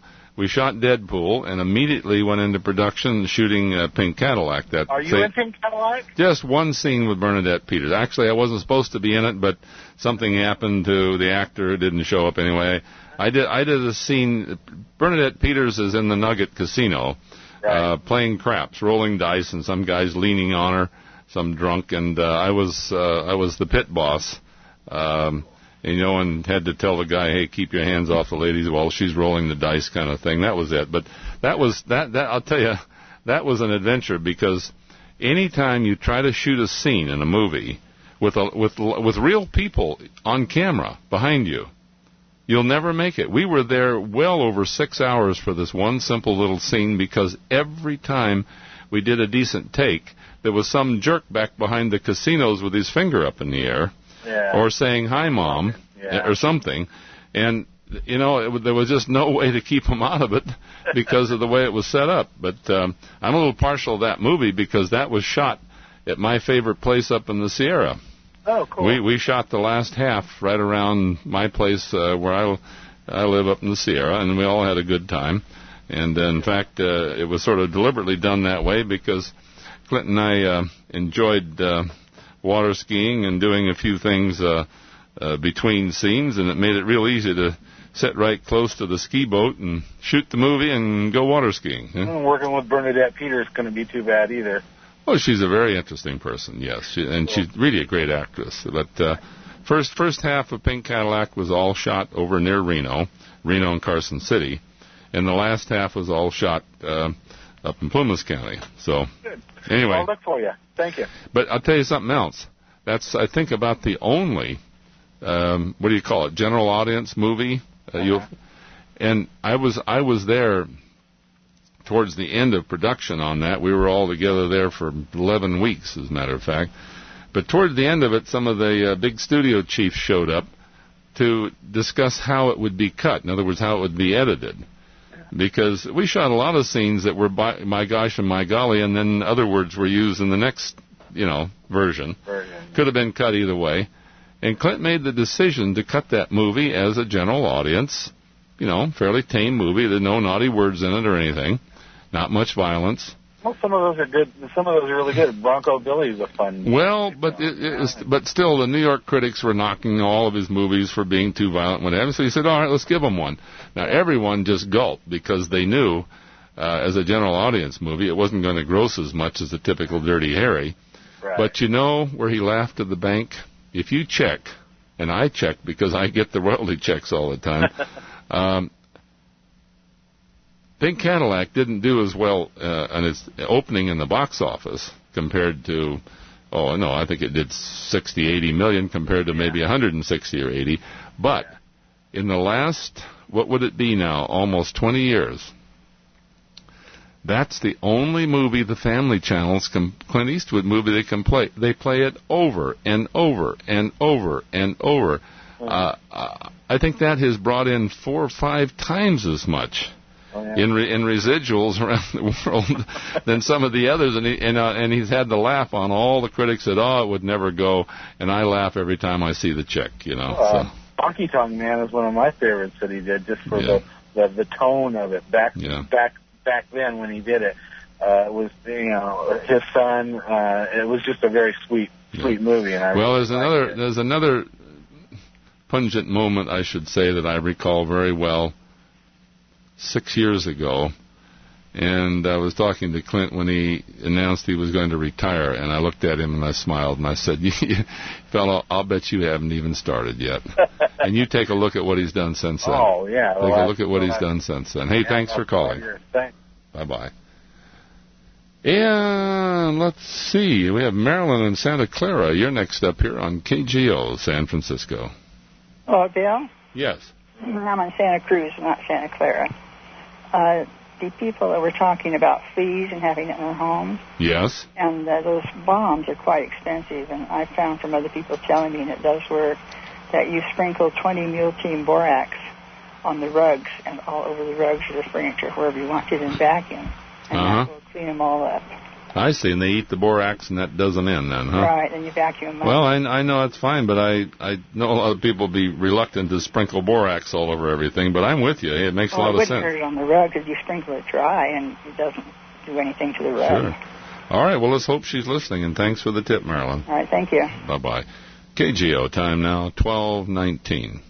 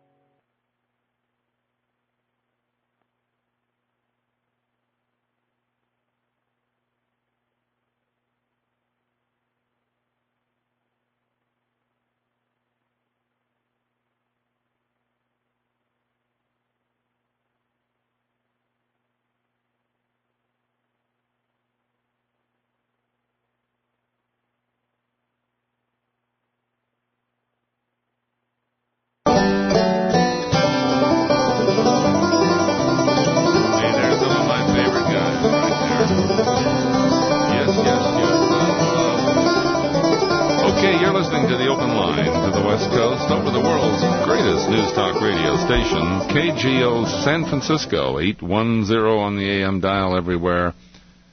And by the way, by all means, you want to stay tuned to 810 on the AM dial tomorrow.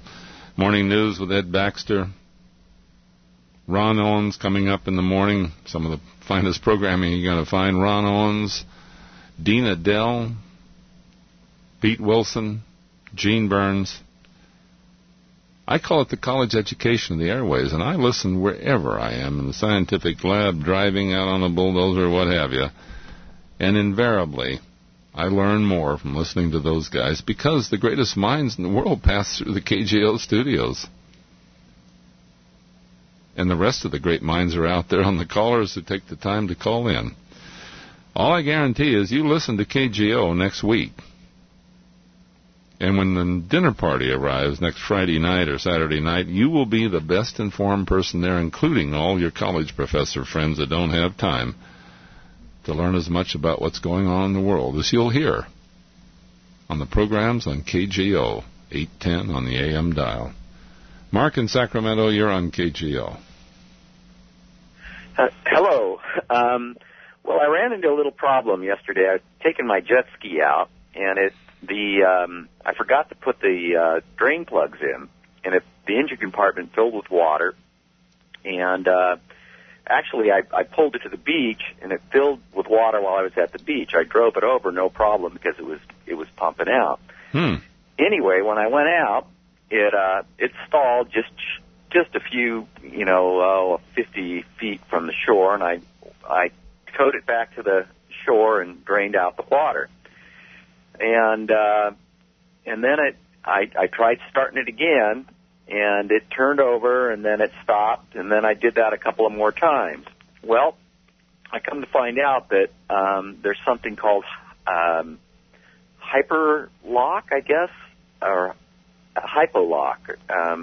You sure it isn't hydrolock? Hydrolock is what Hydro. Yeah, hydrolock. Well, hydro means water in this case. Yeah, hydrolock. But let me ask you this. Yeah. Did the engine turn over? Could you hear it turning over? Yeah. I mean, it's not frozen. The engine isn't frozen stalled. It's not frozen. Well, then it's going to be something simple, but you may have to take it to a dealer or someone that works on these, but because most likely you either got a little water in the fuel system or you've got some water in the electronics. Or there's a switch on it that senses water in the compartment and won't let the engine start, because you can harm the engine, in some cases if you happen to get water in the cylinders of the fuel. So other than that, I don't know anything about these jet skis, what's under the hood. Well, it's a four-cylinder jet ski. Yes. Now, I'll finish the story. I got it started and going, but it was kind of rough at first, and then now it seems to be running just fine. Oh, well, then, look, all you did is you got some water in the fuel a little bit, or you simply got the electronics a little wet, or the humidity of the inside a little wet where sparks were jumping across. If it's smoothed out, don't worry about it. Yeah, Hey, where are we going here? I thought you had a problem. Well, what I've been told, now I've gone onto some websites, and what they say is you could have done damage with hydrolock, and the engine will still run. Is that true? Look, you listen to these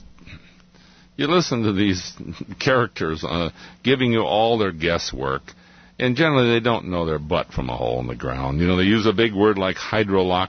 That usually means you got some water into the cylinders, and the piston came up on water, and it can do some damage, you see. Mm-hmm. But other than that, if it's running fine, don't worry about it. Okay. Look, the people that made it aren't stupid. They know you're running in the water. These things are going to happen. I can tell you there are protections from the water getting into the cylinders. If it gets into the fuel, it simply won't like to run very well with some water bubbles in the fuel. Or if it gets into the electronics, then the electronics will misfire a little bit until it dries out.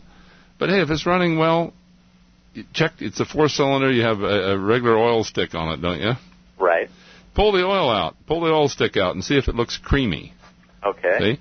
If it looks creamy, it means some water got down in the oil. Okay.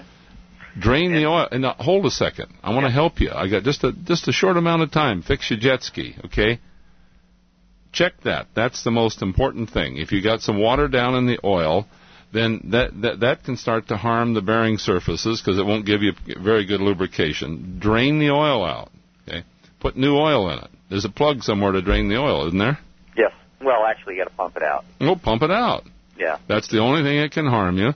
If you get water in the fuel, all it'll do is just run. It'd be like you had too many beers trying to do a marathon, okay? Mm-hmm. Okay. As soon as you sober up, you're going to be okay. Don't worry about water in the fuel. Fuel filter will catch that. Yeah. And you'll find a fuel filter.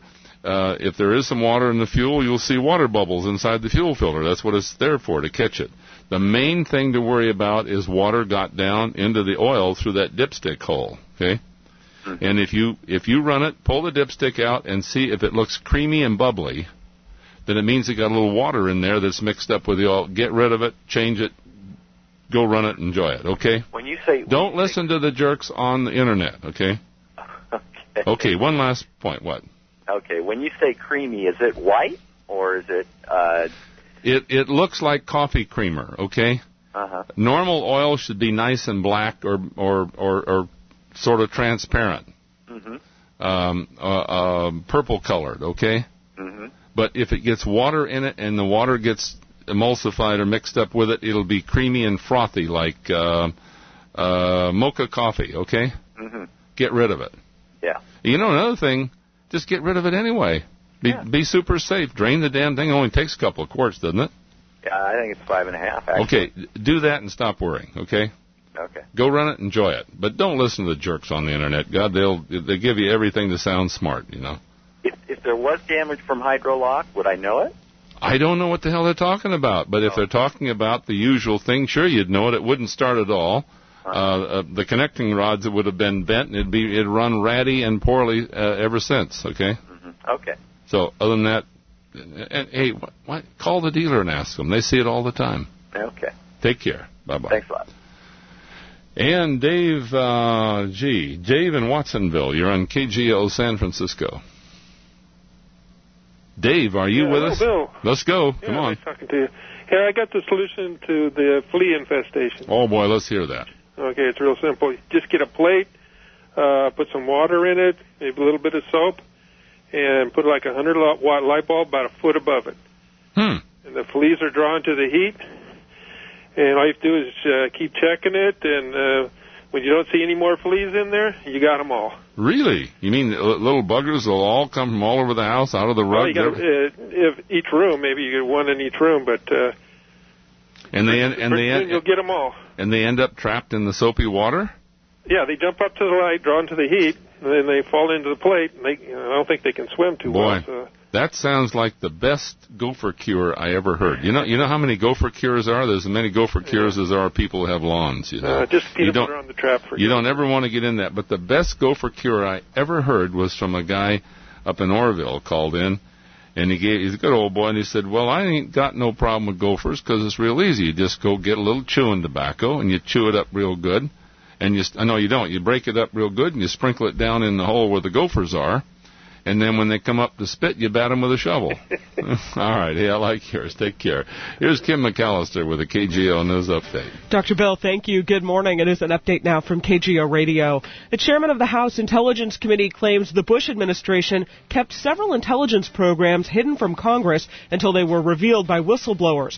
Republican Representative Pete Hoekstra told Fox News Sunday that he wrote a letter to the president warning that the failure to disclose the programs to Congress could be a violation of the law. I want to set the standard there that it is not optional for this president or any president or people in the executive community not to keep the intelligence committees fully informed of what they are doing.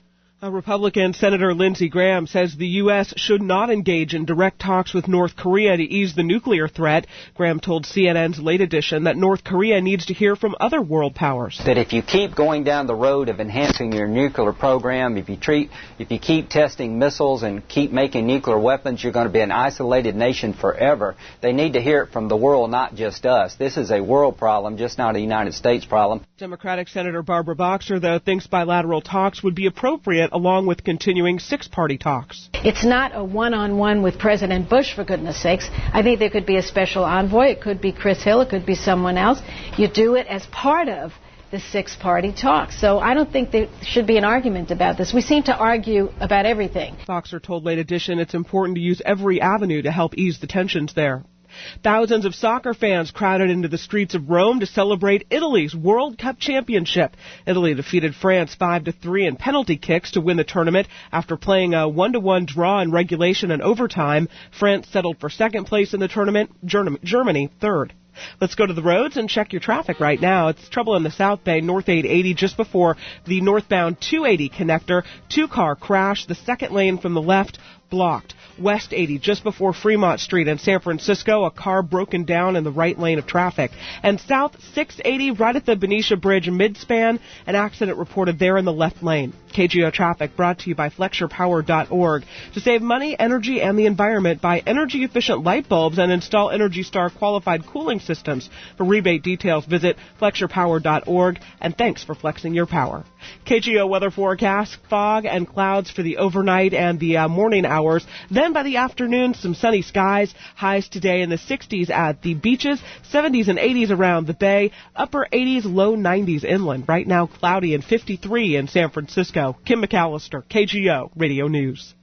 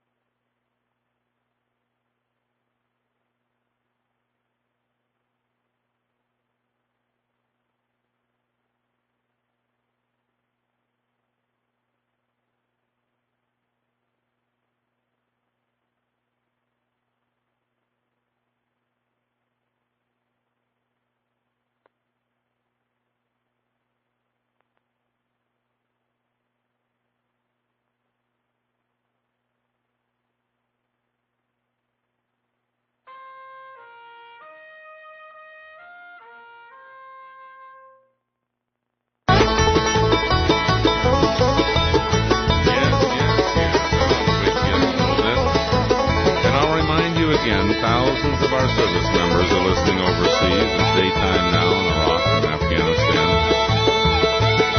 They pick up this program on the internet. They replay it. I get tons and tons of emails from them, and they're pouring in here tonight. And they're very appreciative of any support you can give them. And there's a place to do it, because you're going to get your usual 40, 50 hours of late night talk radio on everything that's wrong with the United States and our evil servicemen, and why that green stuff between your second cousin's toes is all the fault of George W. Bush. 1,958th rendition you'll get for sure. Hey, Tom and Katati, you're on KGO. A question. I'm curious how time works in space with the astronauts. Works the same way as it works here. Are you talking about the passage of time in terms of measuring the number of seconds or minutes between an interval, or are you talking about how we would report the time the way we do here from the clock?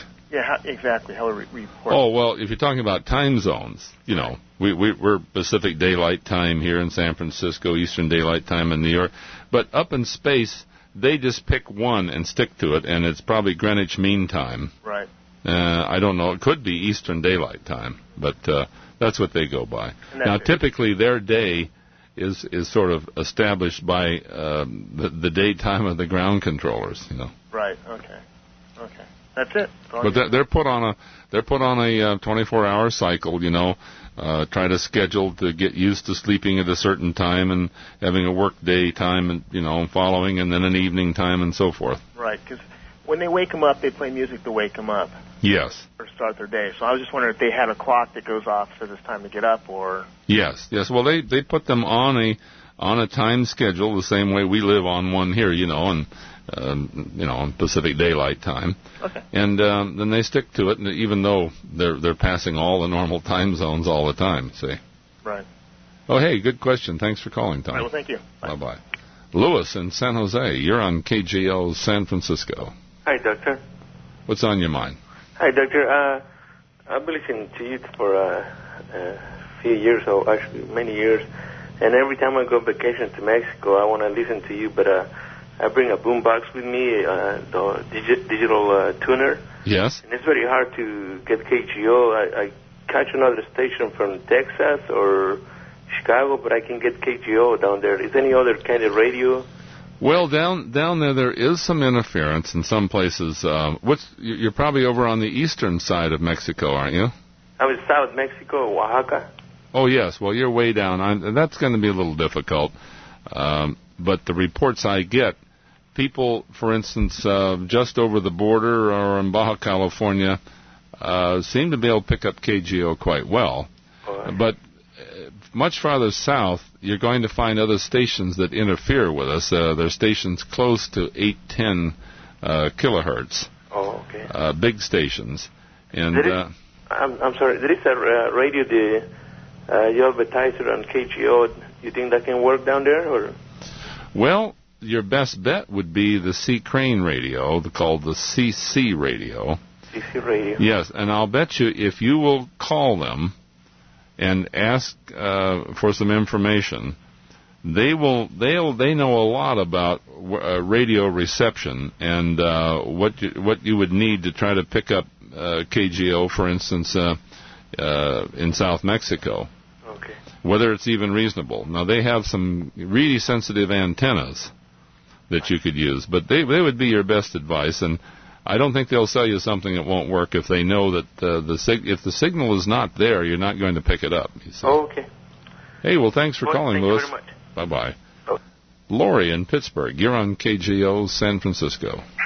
Oh, yes, Dr. Bill. Thank you for taking my call. I hope you can hear me okay. I'm on the cell phone. All right. You can hear me okay? Yes. Oh, good. Okay. I have a question.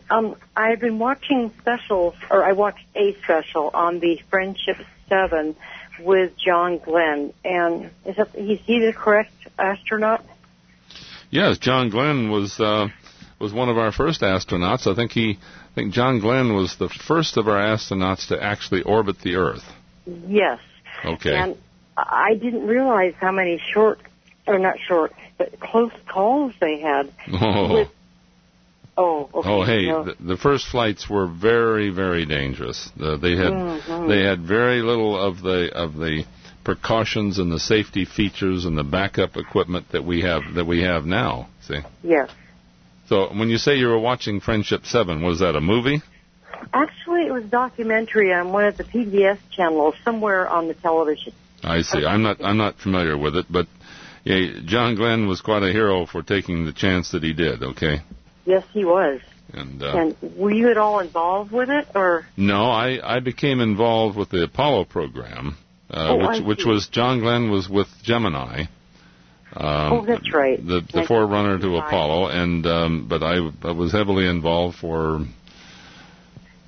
7 years with the Apollo program. Yeah. Oh my. Okay. Well, Well, look, thanks for calling, Lori. And thank you for your program. Hey, nice to hear from you. KGO time now, 12:42.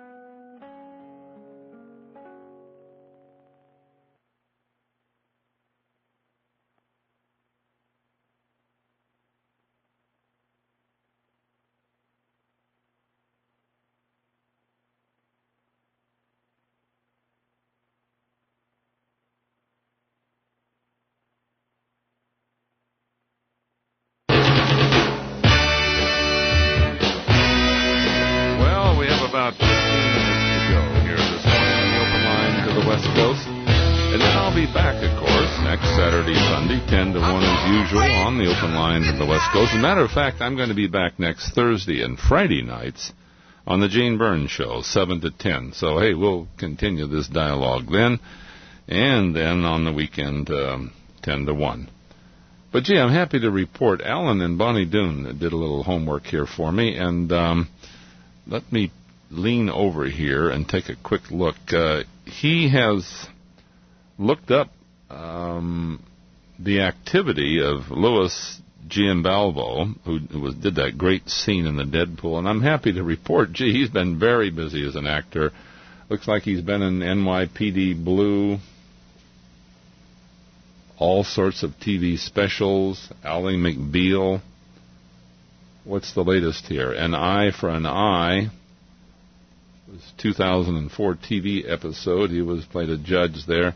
Looks like he's done played a lot of roles, and I'm glad to hear that because I thought he was a super actor. Mike in San Francisco, you're on KGO. Hello, sir. Dr. Bell? Yes.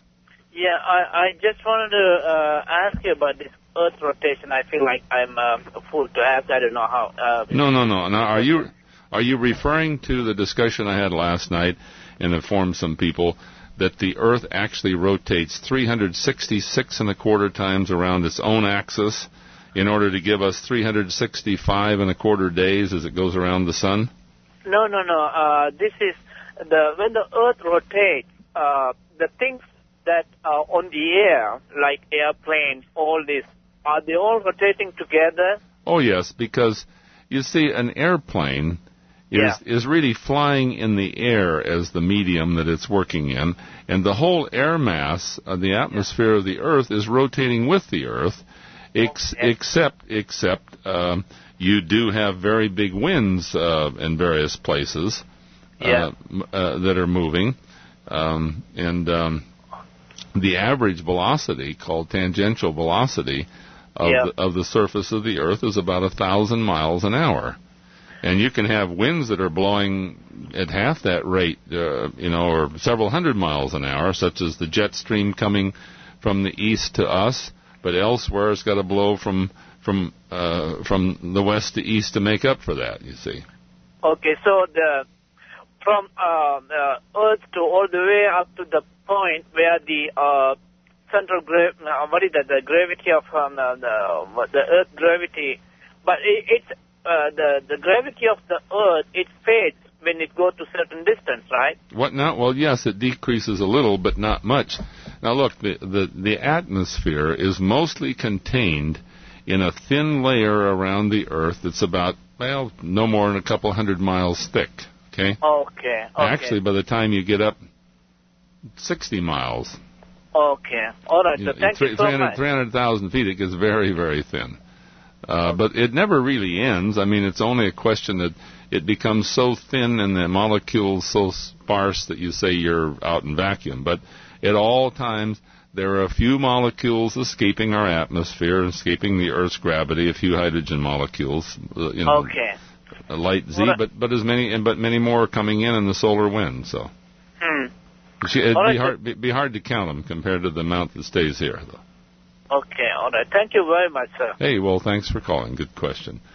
Now, hey, what have we got? 12 minutes to go. Time for maybe half a dozen of you if you're quick about it. But, boy, you've got to pick up the telephone and do it quickly if you want on the air. And I need you. You don't want to listen to monologues from me.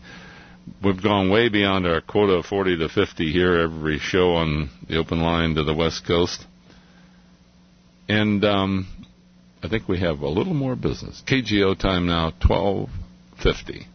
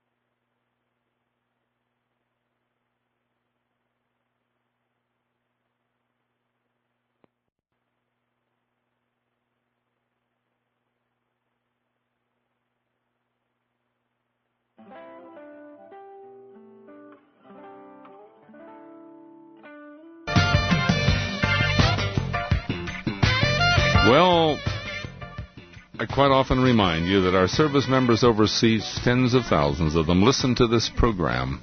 It is daytime over there. There are many, many listening right now. They pick it up on the Internet. They rebroadcast it.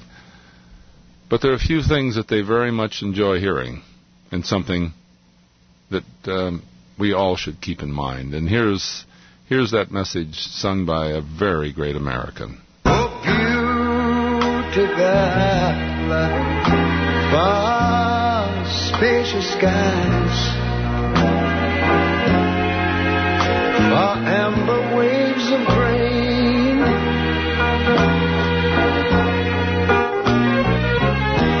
far purple mountain majesties.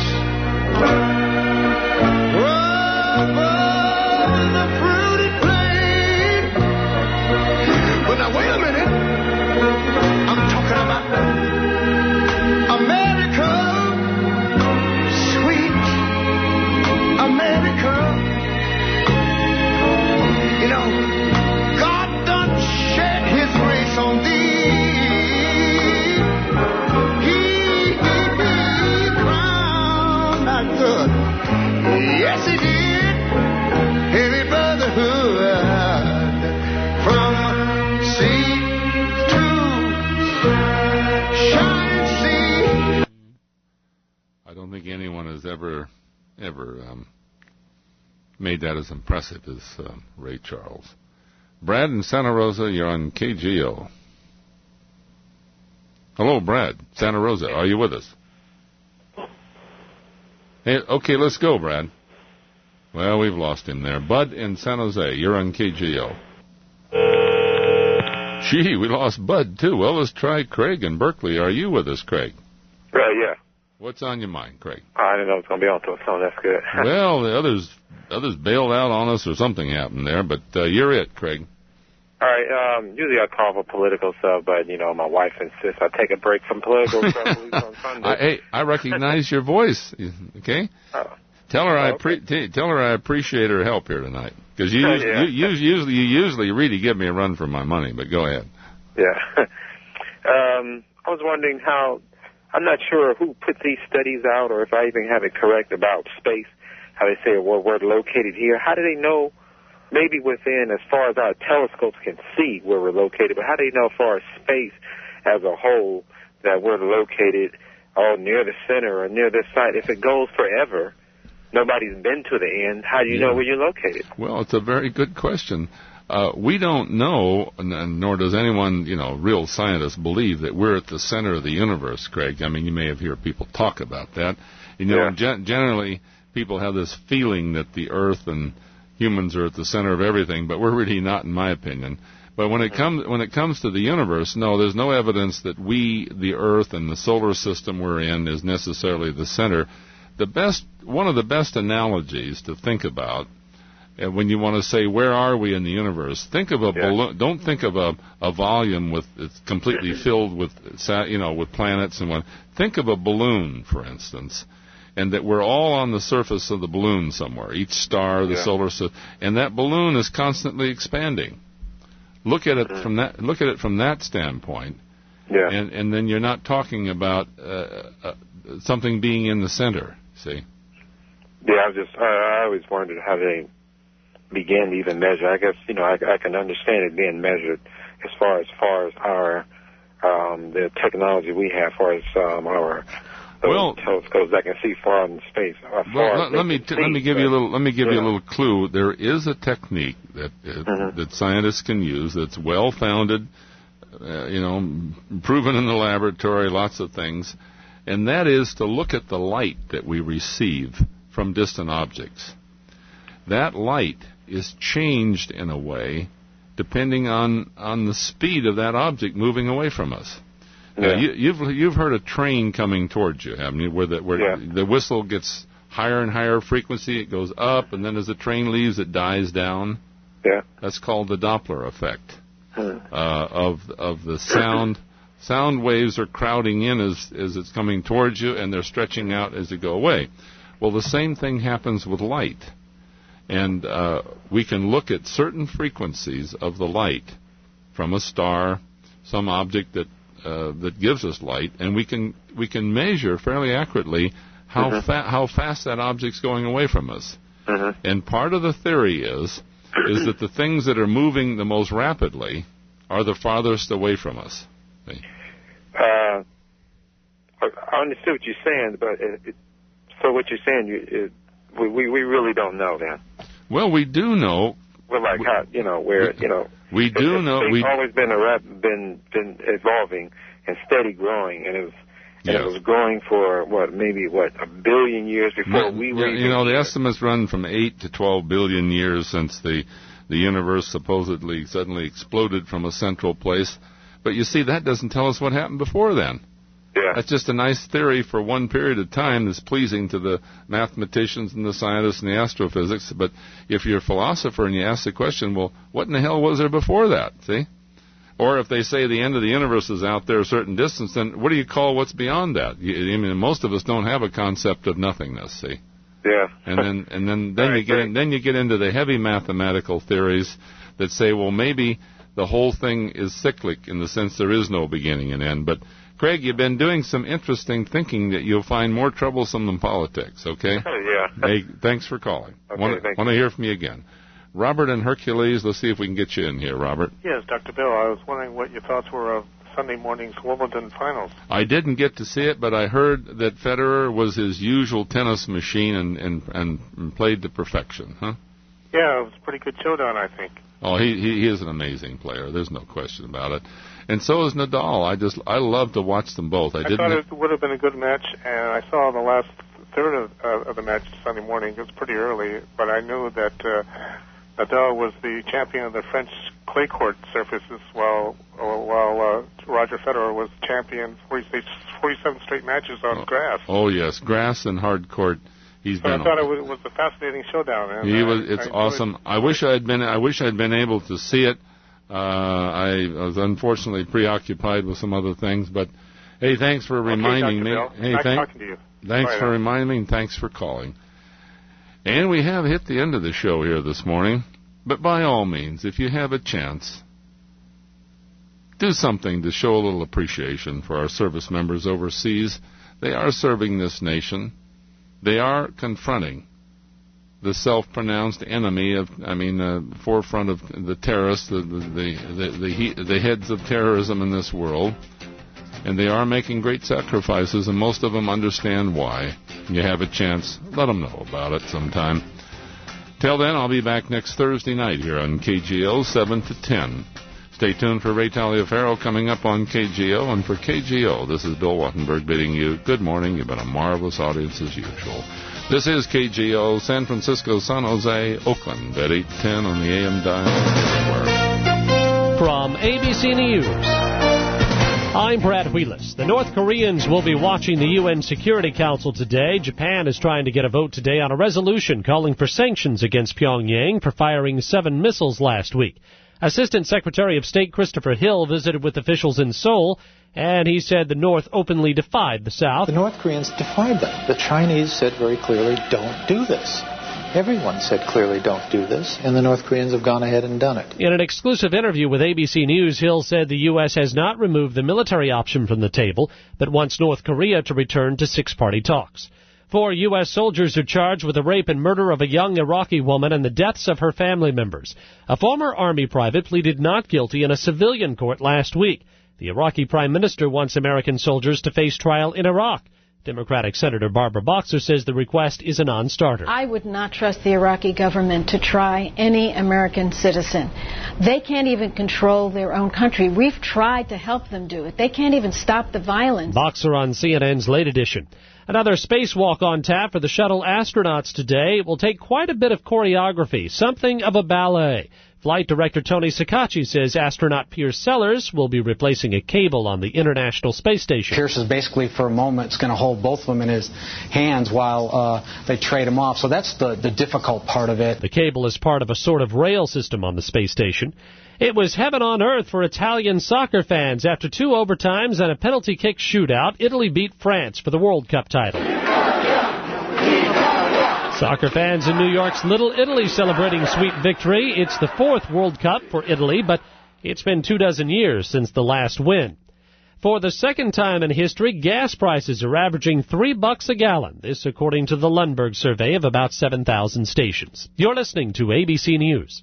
Imagine living truly debt-free. No credit card debt, no car payments, no mortgage. You can do this with just the money you already make and actually improve your credit score. I'm John Commuta, creator of the Transforming Debt into Wealth program. I did it, and so have more than 1 million others using my proven system. I'm completely debt-free now, thanks to John Commuta. I will be able to pay off my house in approximately 2.5 years on a 30-year mortgage. It works no matter how much debt you have or how much money you make. My system doesn't consolidate your debt, it eliminates it, so you can permanently insulate your credit status. Let me send you a free tape showing you the power of my proven system. And once we got on the system, we were able to eliminate about 90% of our debt. Call now, and I'll rush you my free tape. Call 1-800-933-0939. 1-800-933-0939. That's 1-800-933-0939. A special surprise for tens of thousands of people attending the Franklin Graham Festival in Camden Yards in Baltimore yesterday. His father, the Reverend Billy Graham, made an unannounced visit. It's wonderful to come together of various denominations and religious backgrounds and listen to the Word of God, no matter what our background may be. The 87-year-old told the crowd yesterday the sermon could be his last in a stadium. A monkey named Oops is back in the Mill Mountain Zoo in Virginia. Libby Martin, who lives in Roanoke, spotted the escapee. It was really interesting because you're looking and you just don't every day see a monkey out in the tree behind your house. No, you don't. Oops escaped Sunday when a worker forgot to lock the cage after cleaning. The rare Japanese monkey is now back at the zoo and will have to be quarantined for 30 days. A fourth straight Wimbledon title for Roger Federer, defeating Rafael Nadal in 4 sets, 6-love, 7-6, 6-7, 6-3. Federer celebrating the victory, but always looking ahead. I'm looking forward to next year, obviously, but this was a very tough match for me, and to come through for another year, it's just an incredible feeling. So you don't put your eyes right away on the first round match next year. 20-year-old Nadal says his goals haven't changed. He plans to be back at Wimbledon and claim the title for his own. ABC Money Scope in Tokyo, the Nikkei closed up 245 points. This is ABC News. They say the best things in life are free. So why are we paying so much for our basic information and entertainment needs? The average cable TV bill has more than doubled in the last 10 years. The price of movie tickets keeps going up. So exactly what is free today anyway? Well, you're listening to it. Local radio. Support the advertisers that support this radio station. And keep listening. We won't send you a bill. There are still some things you just shouldn't have to pay for. Brad Wheelis, ABC News. KGO Radio News Time, 1:05. Good morning. I'm Kim McAllister. Here's the latest now in the Bay Area and the state. 2 Fresno area community college football players face charges in connection with a sexual attack on an 11-year-old girl. The assault may have involved as many as 10 young men associated with Fresno City College and Reedley College. Police say it happened Saturday night in an apartment complex after the girl, an apparent runaway from a group home, went to meet someone. The 2 suspects, 20-year-old Mackie Davis and 19-year-old Eddie Scott, are in police custody. More arrests may follow. Today, a state court of appeal will consider the constitutionality of a 1977 state law defining marriage as the union between a man and woman. Last year, a San Francisco Superior Court judge ruled that California's same-sex marriage ban violated the state constitution by discriminating on the basis of sex and denying gays the right to marry the partner of their choice. He suspended